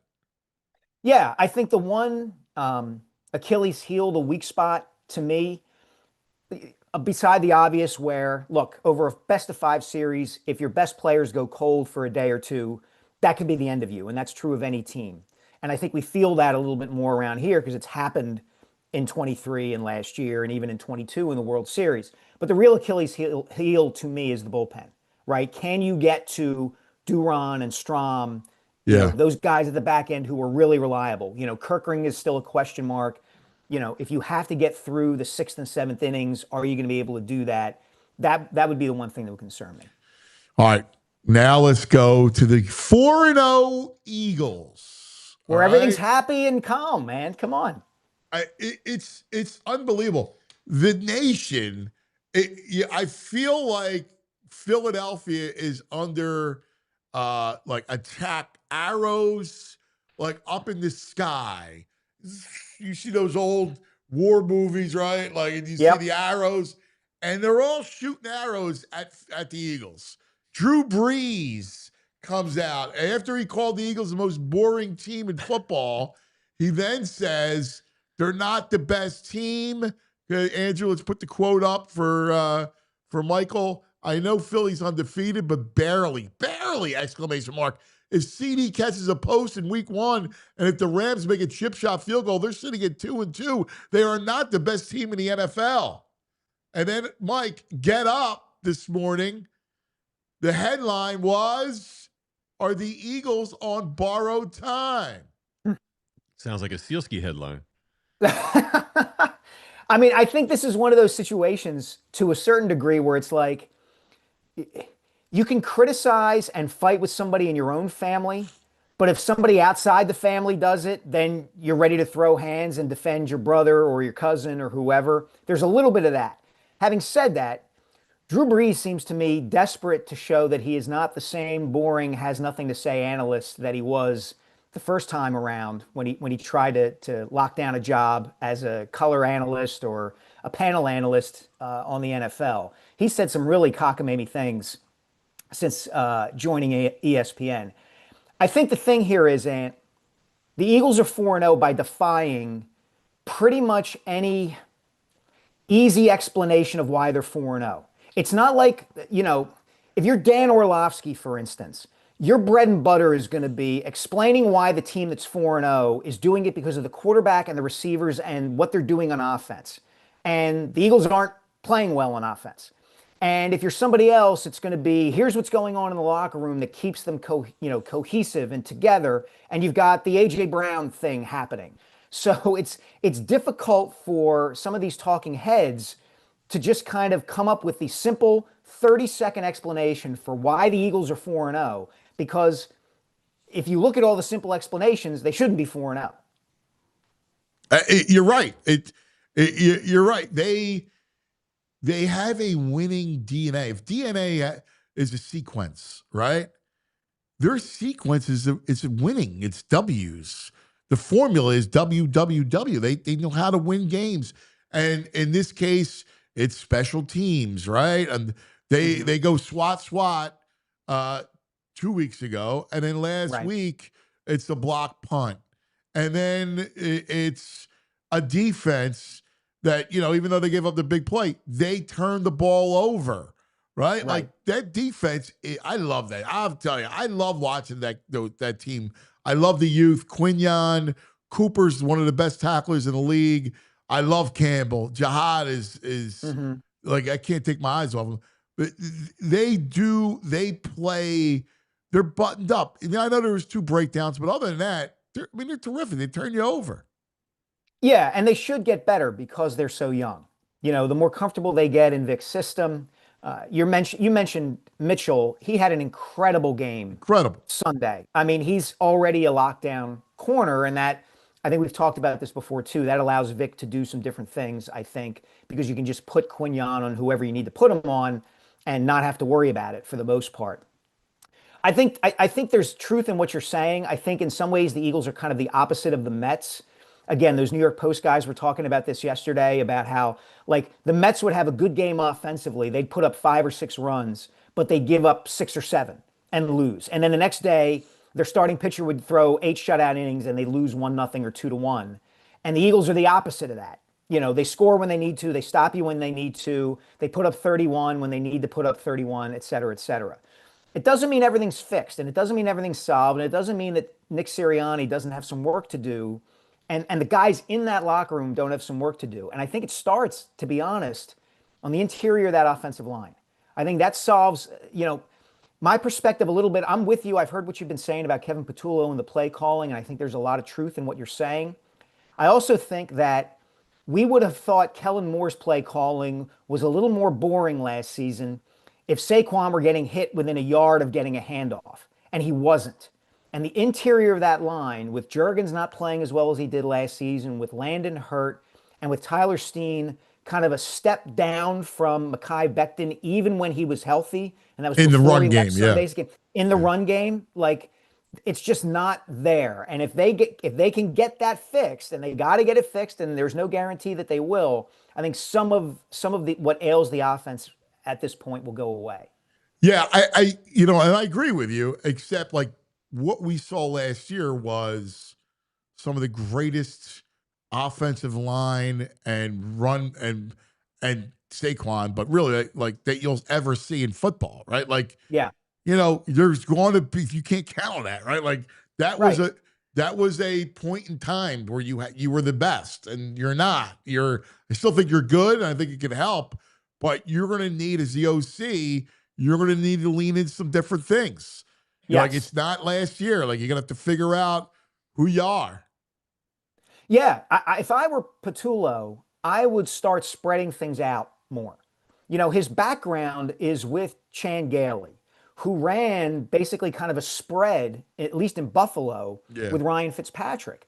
So, create some space for Saquon. Enough of the 12 personnel, 2 tight ends. Those guys are losing on the edges. They just are. Goddard's fine, but you can't have Calcaterra in there as a reliable blocker. No. So don't do that anymore. Spread the offense out. Try to get Saquon and these guys in space, and see what holes open up, because get Jalen involved in the run game too. Yeah, exactly. So, on the one hand, like we've been here before in the best way and in the worst way.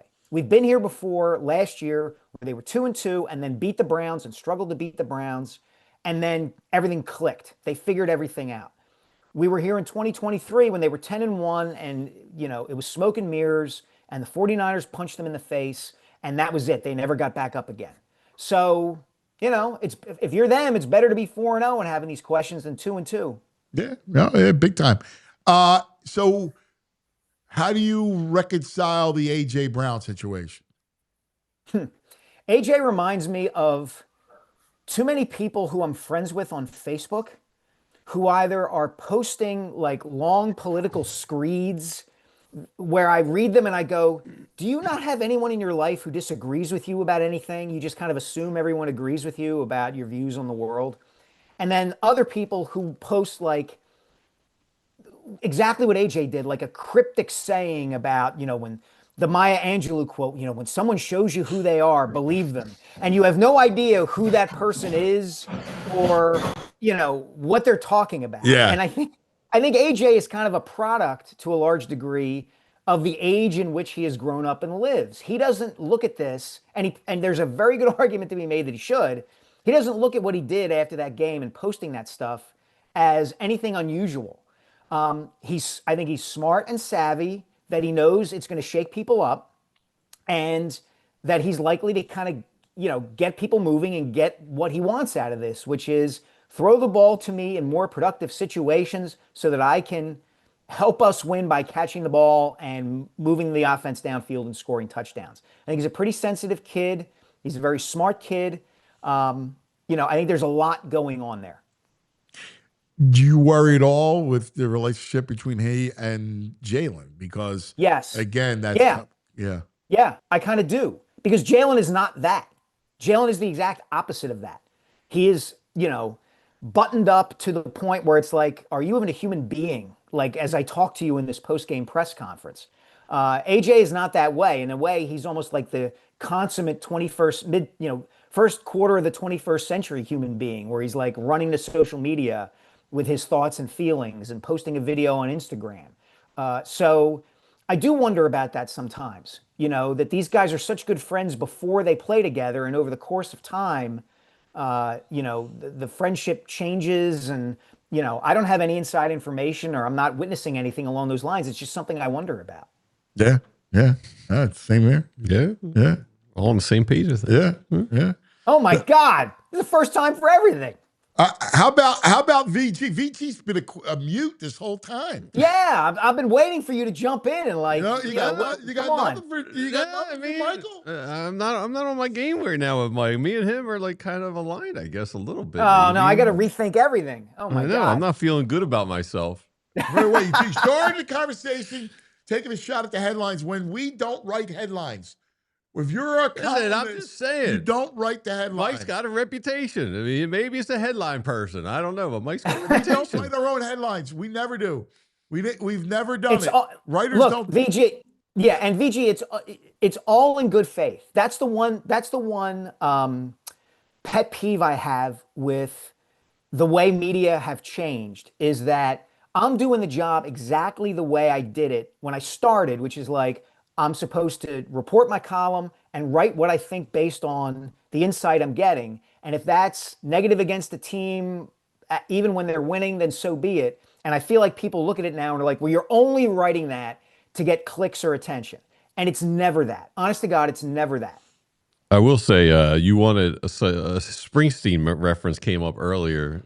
Yeah. In chat, Joseph Straffus says, he would be a Springsteen guy, basically a glorified cover band. Oh my God. Oh. Hit me where it hurts. Hit me where it hurts. Wow. Wow. That was a haymaker from the chat, from Joe. Here's the thing. It's become fashionable in the last 10 or 15 years to hate on Bruce Springsteen. It really has. And I understand why. Oh, get out of here. He's got a biopic coming out with like the guy from whatever. He does. But there's show. There's an anti-Springsteen sentiment amongst like the hipster music fans in America. Like, oh, this guy was never that good. He's an overrated guitar player. And yeah, I acknowledge all that. But you know what? His songs are still amazing for the most part. Now, VG's a music guy. He works in the music industry. I personally don't spend a lot of time listening to Bruce, but I respect Bruce. There's other guys out there that I have no respect for that are just as popular. Billy Joel. Okay. But Bruce, I have respect for. Yeah. Yeah, Bruce is one of those guys who, like, you know, it's great. The sum is greater than the parts. You know, and when you see him live and he plays 3.5, 4 hours. I was at the show in 2016 at, I guess it was I forget if it was at the Link or Citizens Bank Park, where it was his longest show ever. He played 4+ hours. And it's just insane. And it's a great time from beginning to end. And, you know, I'm a fan. I'm not as big a fan in recent years. I don't like some of the stuff he's done lately, trying to do like the, you know, the covering the Commodores and things like that. I just don't think he can pull it off. But so if you go to a 4.5-hour show, is there a song or two you know is going to be a bathroom break song? Yeah, probably. You know, there's you know, it depends on what year I'm seeing him, right? Like it's probably going to be something newer, you know, like I love The Rising as an album, but there's some filler on The Rising, you know, that not every song, I think the song The Rising is one of the 10 best songs he's ever written, but on that album there's some filler, and if he plays one of those, I'm going to hit the head. You got the movie comes out next week, I think. Yeah. Or the week after. It'll be interesting. I will go see it. Yeah, it was. I'm not sure how I'm going to feel about it, because he's so recognizable, and I'm a fan of the Bear, and Jeremy Allen White from the Bears playing Bruce in the movie, and I wonder if I'm just going to see Carmy, you know, as doing karaoke of Bruce. Yeah, that's funny. Mm-hmm. Yeah. You know, it's like watching Will Smith try to play Muhammad Ali. I didn't see Muhammad Ali. I just saw Will Smith with you know, a lot of weight on. Yeah, I agree. Speaking of movies, what's up, man? What's going on? Fill us in. Yeah, you know, it's all writing at this stage, because it's all writing. And the section I'm on right now is about, it's this brief section about the history of Philadelphia boxing, Philly in the 70s. I'm doing a chapter basically about Philly in the 70s, setting the context for Rocky and, you know, the environment in which it drops. You know, November. Let me know if you need some help with that. Yeah, no. Some of the conversations in that field. Yeah, some of the conversations we've had, I've worked that in there. There's a guy who you probably know. His name is Buddy Osborne, and he runs the Rock Chapel in Kensington. He's a preacher and a pastor, and he also runs a boxing academy. And he's kind of the through line for the chapter, because he almost was in the original Rocky, and he ended up being in one of the later sequels. And so he's kind of the through line for boxing in Kensington and the city. And he made a great point in our interview, which was that one of the genius things about Rocky is that the movie never says where he's from. You know, people think he's from South Philly because he's Italian, but the house that he lives in, the row house, is in Kensington, and it's never mentioned what neighborhood he's from. Right. So that allows everybody from the city to claim him. You know, if you know the sites and the places in the movie, you can say you have a piece of Rocky. And it's one of the things that kind of brings everybody together. Yeah, well, because the early part, like, remember the stuff with Marie was in South Philly. Yeah. Right. And then, like, when they're walking through the schoolyard, when you're walking her home, that's South Philly. And then there's obviously the boxing gym. Now in Rocky 2, it's South Philly. Like, he comes out of that, the new house he buys is in South Philly. It's interesting, like how, you know, then the bar is not South Philly, right?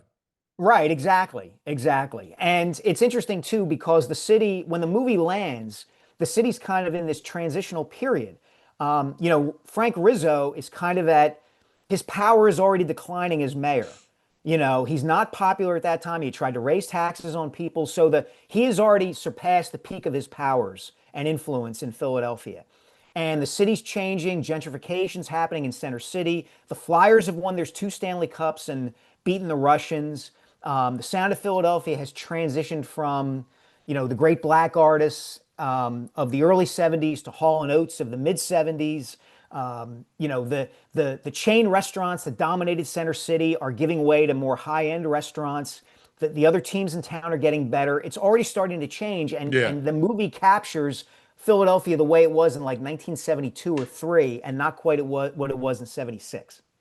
Yeah, one of the great scenes is when he goes to collect the money for Gazzo on Delaware Avenue.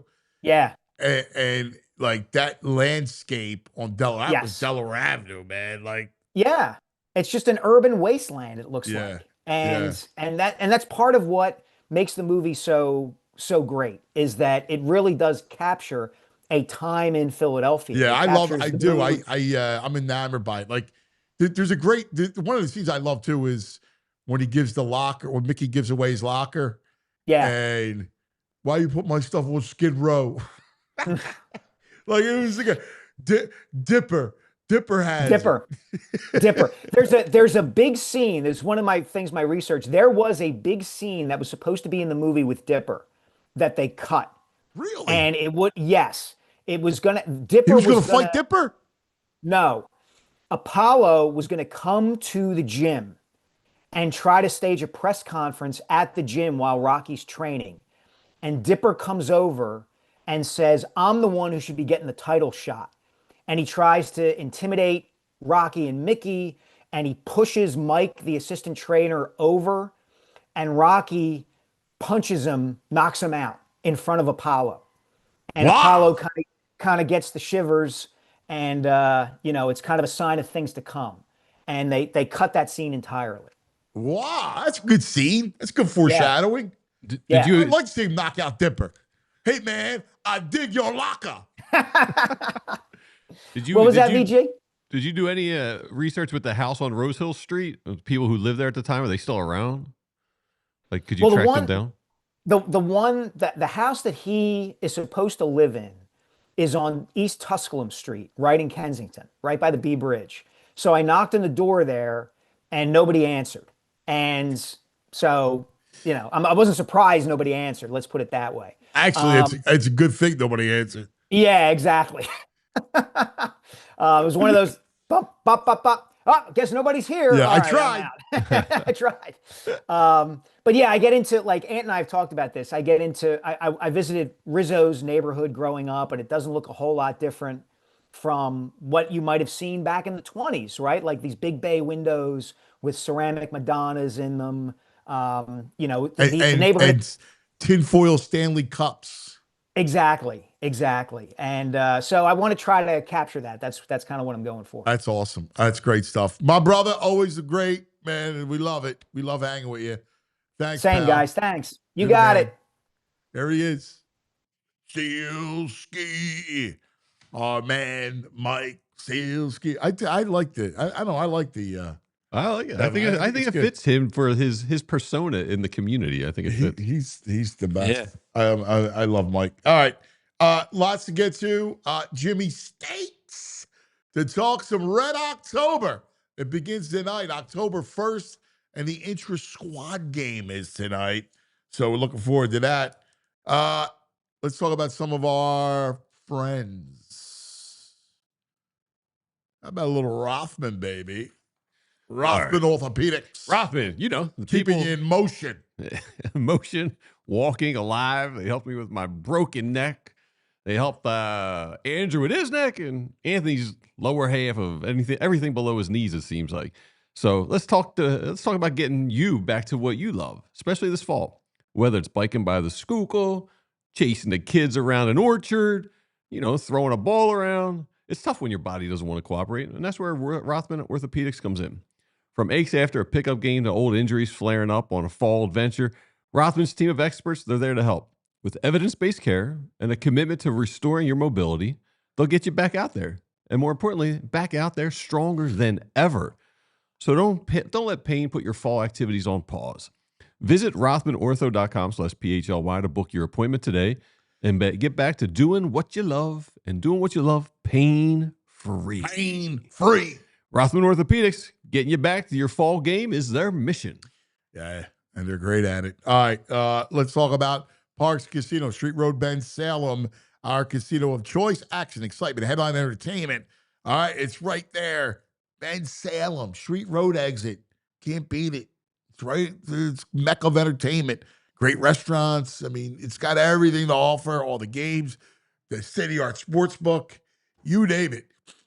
Suppressing a sneeze right now. I thought you were getting all choked up because air supply's coming up. All right, let's talk about it. Tickets on sale now for these headliners. My allergies are it's every. Is the whole area made up of ragweed? Oh, December 5th. Straight no chaser. All right, You got a good time. I'll be honest. Are they a band? Yeah. Oh, all right. I didn't know it was a comedian or not. Everything. Look them up. December 6th, comedian Ken Jeong. Ken, man, he's funny. He is funny. Yeah. December 12th, Get the Lead Out, a Led Zeppelin tribute. We come from the land of the ice and snow, from the midnight sun where the hot springs blow. Well, yeah, you gotta have the lyrics. What song is that? Immigrant song. Oh, I'm not super familiar with Zeppelin lyrics. I'll have to get up on it. Really? Yeah. Well, that's why I had them on. Me. Yeah.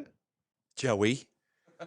November 26th, comedian Joey Diaz. He He's will funny. sell out. He sells out funny. every time up there. October 4th, Kansas. Carry on my wayward son. There'll be peace when you are done. October 25th, Almost Queen. We are the champions, my friend. We're 4-0. November 21st, Air Supply. I'm all out of love. I'm so lost without you. I knew you were right, believing for so long. Wow. November 22nd, comedian Brian Regan. ParksCasino.com to buy tickets for all shows. Parks Casino. This is how you win. Got to be 21. Gambling problem, call 1-800-GAMBLER. All right. Time now to go into deep baseball talk. Red October. It's October 1st. Yes. And a veteran, a great veteran of all Octobers, the great Jim Salisbury. Jimmy Steaks. Give me a steak, give me a steak. Oh, let's talk some baseball with Jimmy Steaks. Steaks! Jimmy! Look at that shirt. That's a great shirt. I love that. Connie Mack. Love it. Is he muted? Upset. Yeah, Connie Mack Stadium. I never got there. Wish I did. Big void in my before life. our time. Listen, happy Red October. Like, it's here. Great day of baseball yesterday. There's nothing better than playoff baseball. And seeing great pitching, Scooble, Crochet, Snell, it was Gavin Williams. It was just, I love playoff baseball. Yeah, you're right. All those aces just dealing. A lot of, except for that Dodgers game, everything was like 2-1, 3-1, really tight games. That Yankees Red Sox game was pressure packed. You look at the Cubs and the Padres, was a great game. All of them, everything's off to a great start. Typically is. It's a great tournament, and it's great when the Phillies are part of it. Right now they're sitting back waiting to see who they're going to play. But we might know by the time we go to bed tonight who they're playing. I think we all have a pretty good feeling. So this is the time of the year. I've said this a few times. Like right when they were eliminated last year by the Mets, when they reported to spring training, it's been all about October. October will define this team. They did a really good job focusing on the day-to-day, winning a division, 96 games. But this is the moment and the time they've all been pointing to, because this is really what matters most, or really all that matters in this season, where they are in their winning curve, where they are in their talent, and where they are in their payroll. What matters is getting to the World Series and winning it. I feel much better about them now than compared to last year. And obviously we know the result, but going into it, we had talked about, that they were a 500 club from June on, right? Yep. This is a group that faced a lot of adversity. Like, you lose your ace, right? You lose not just any ace, the best pitcher in the National League in Zach Wheeler, and they played terrific ball. They lost Turner after that. They lost Bohm, and they still play great ball. They got contributions from guys like Bader and Kepler, and I think their DNA is different. Yeah, and they lost. Don't forget they lost Alvarado, who at the time was their best reliever. So yeah, they did play through a lot of adversity. They've shown. I know it's almost reached cliche status, but their resilience over the last few years has been a hallmark. They lost Harper in 2022 for over almost 60 games. They've lost Turner, they've lost Bohm, they lost Alvarado. Now they lose Wheeler, and their record after Wheeler went down was exceptional. Their record after the trade deadline was exceptional. Their record after the sky is falling sweep in Queens is exceptional. It was exceptional. So, I think they have a little chip on their shoulder. I just think they're extremely focused on getting where they know they have to go. Now you're going to need some breaks. You're going to need to play well. Can they win the World Series? If it's going to be the team that plays well. It might not always be the best team, but it's going to be the team that plays the best. And it's funny, Anthony, I think there's enormous pressure on this team. Maybe the most pressure that's ever been on any Phillies team. More, that 80 team, they had been 3-time division champs. Oh, that team had they get God. But they didn't get over the hump. And then for 3 years, then they get over the hump. I think there's more pressure on the similarities. This team hasn't gotten over the hump, but I think there's more pressure on this team just because of the world we live in. The payroll is over $300 million.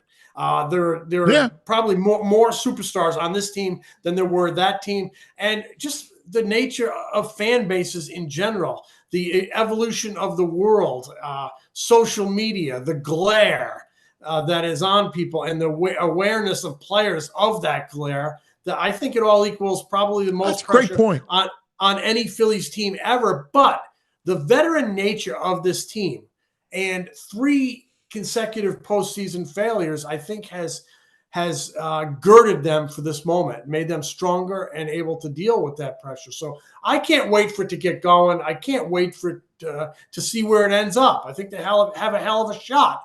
But I think there's some great teams out there, starting with the one that they might be facing off against Saturday night. That Seattle team has the feel of something special. The Red Sox team is getting together some chemistry here. The Cubs are better than people think. And the Brewers are a dangerous club. So, and I'm probably forgetting a few. So it's going to be a lot of fun. Yeah, it is. You know what? Your point's a great one, actually. As you lay it out, I think you're right. I think the pressure, there is the most pressure on this club. I originally was thinking about that group when Pete Rose came and they missed the playoffs in '79 when the Pirates won it, and then they finally win, and they got hot late to kind of rescue it. But you're right. Like, this group has an enormous payroll. It's been buzzing around.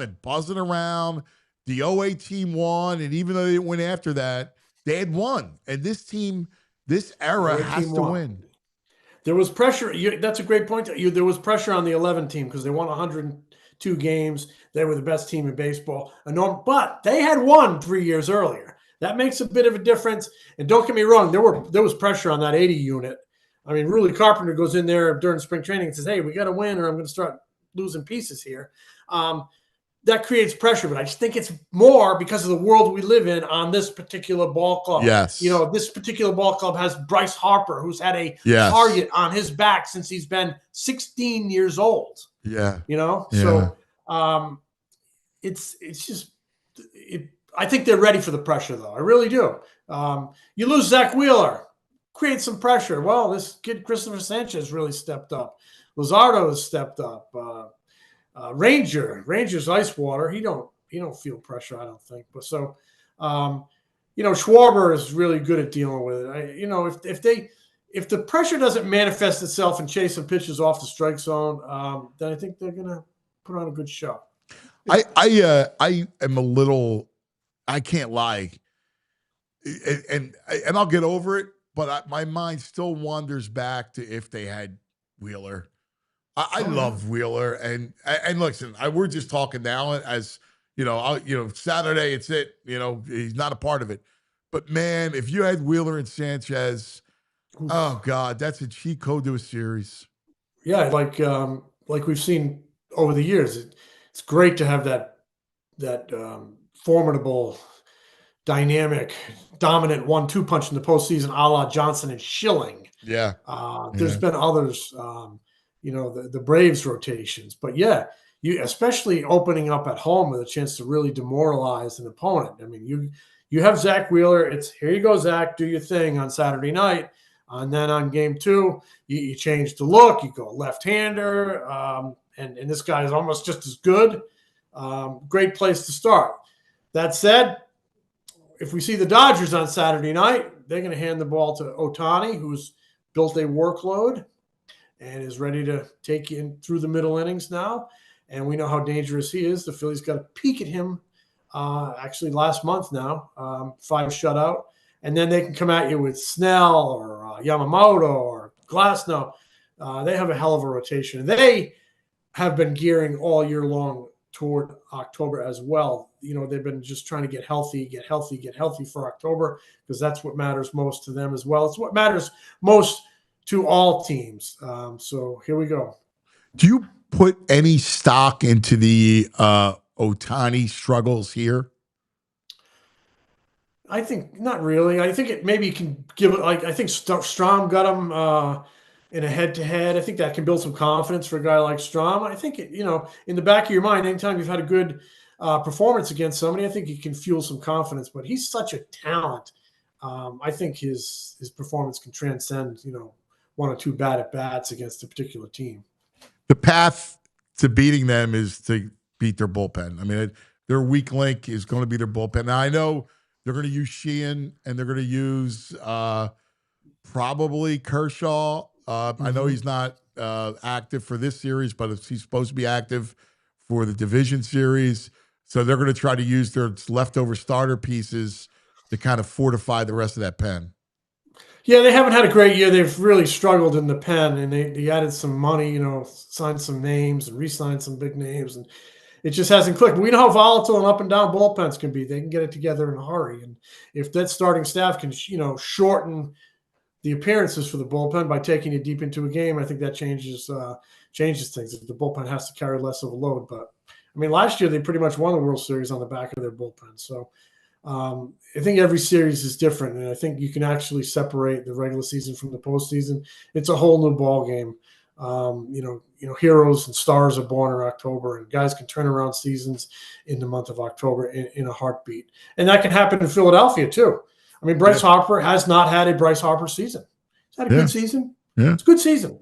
Anybody would take it, but it's not been a Bryce Harper season. He battled the wrist injury. He just hasn't produced like he has in the past. But, I mean, his postseason numbers are unbelievable. Look at his OPS, one of the best of all time. And he's a bright lights guy. We know that. I mean, he could take that, good season and turn it into a tremendous, great season with a performance like this, like he wants to do in October, and like you need to do. Need your big boys to be your big boys. What do you expect from Turner?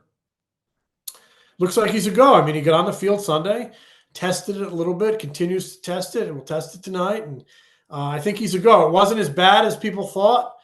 And I expect 100% full Trey Turner. I think their medical staff is really sharp.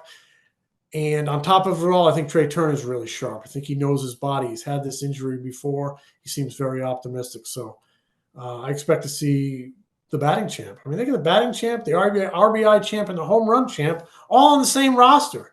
Pretty good. What have you heard about Rager's leg? I don't think he's participating tonight. He is, I think it's precautionary, and I think he's going to be fine. So I haven't heard a lot about it. When he was hit the line drive, yeah, it was kind of fleshy. I don't see it being a problem at all. How about, were you shocked? Topper made comments this morning. If he's his fourth starter, he's leaning towards Nola. Is that what you would expect from him?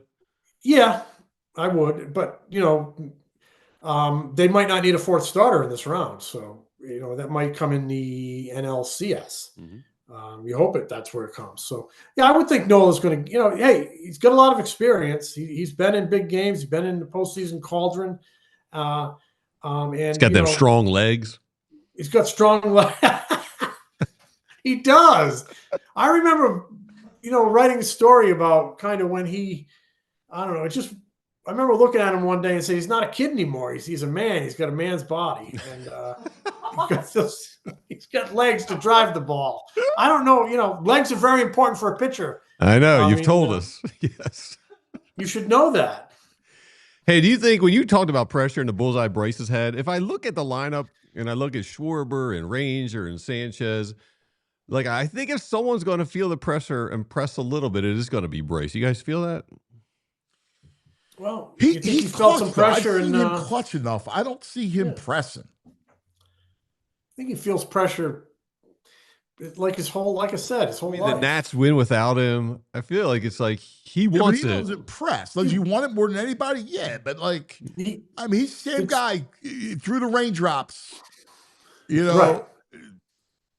He's money.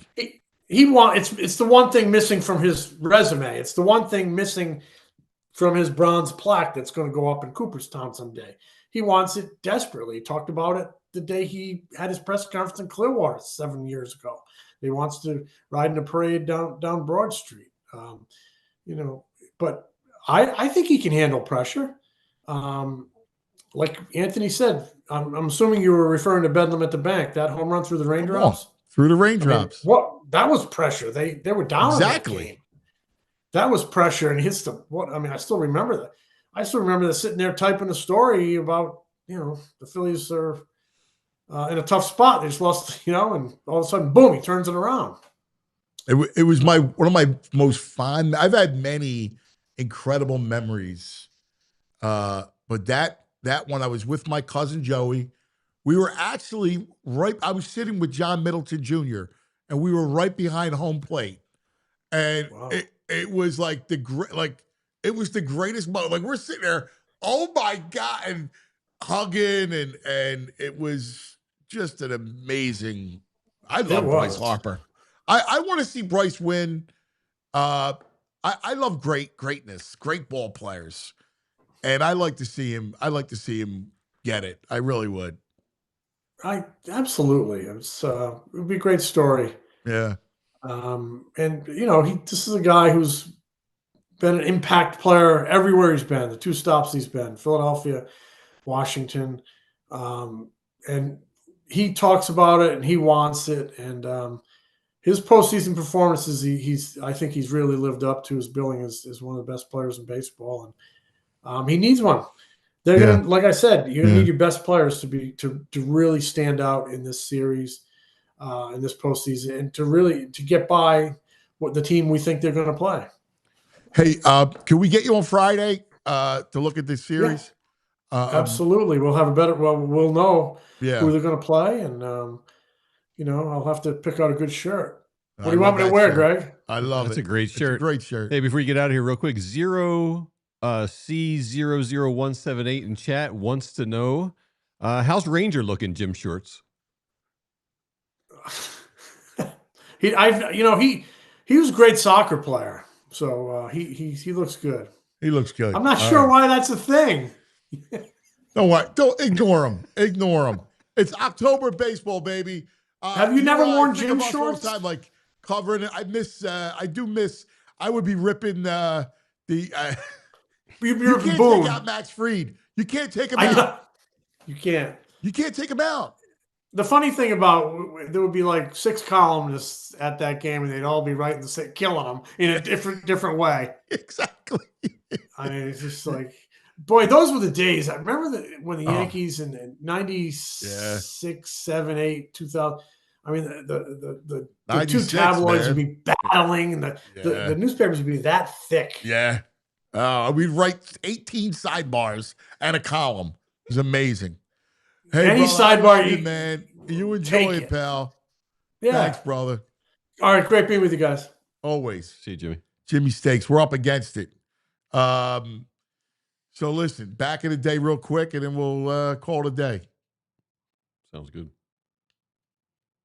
Back in the day.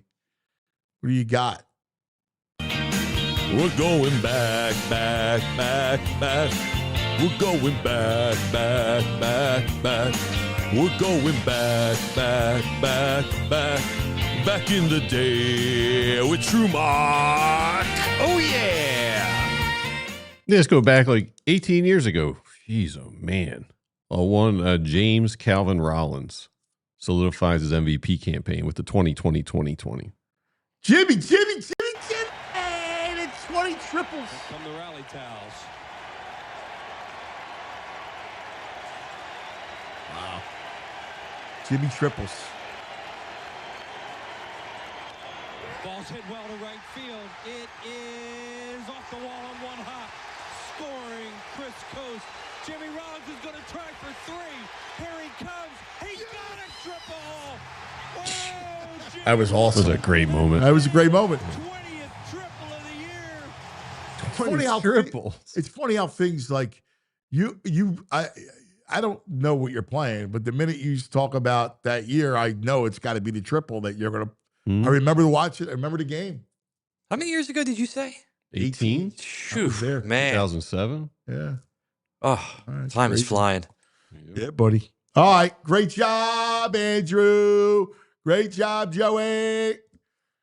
Great job, chat. Nice work. Thank you, chat.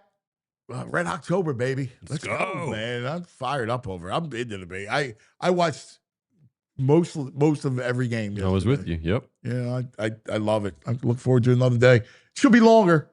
These series are too short. Agree. Anyway, I can't wait for the Phillies. And you're right. The best thing you said today was, Sportsnet, we love you. You got to televise the inter squad game tonight. Come on. And we know the infomercials and your repeats of the greatest sports legends. They're all important, but let's go. Let's go. Read the room. Yeah. All right, everybody have a great day, man. We love you. See you tomorrow. We all silly like the mayor.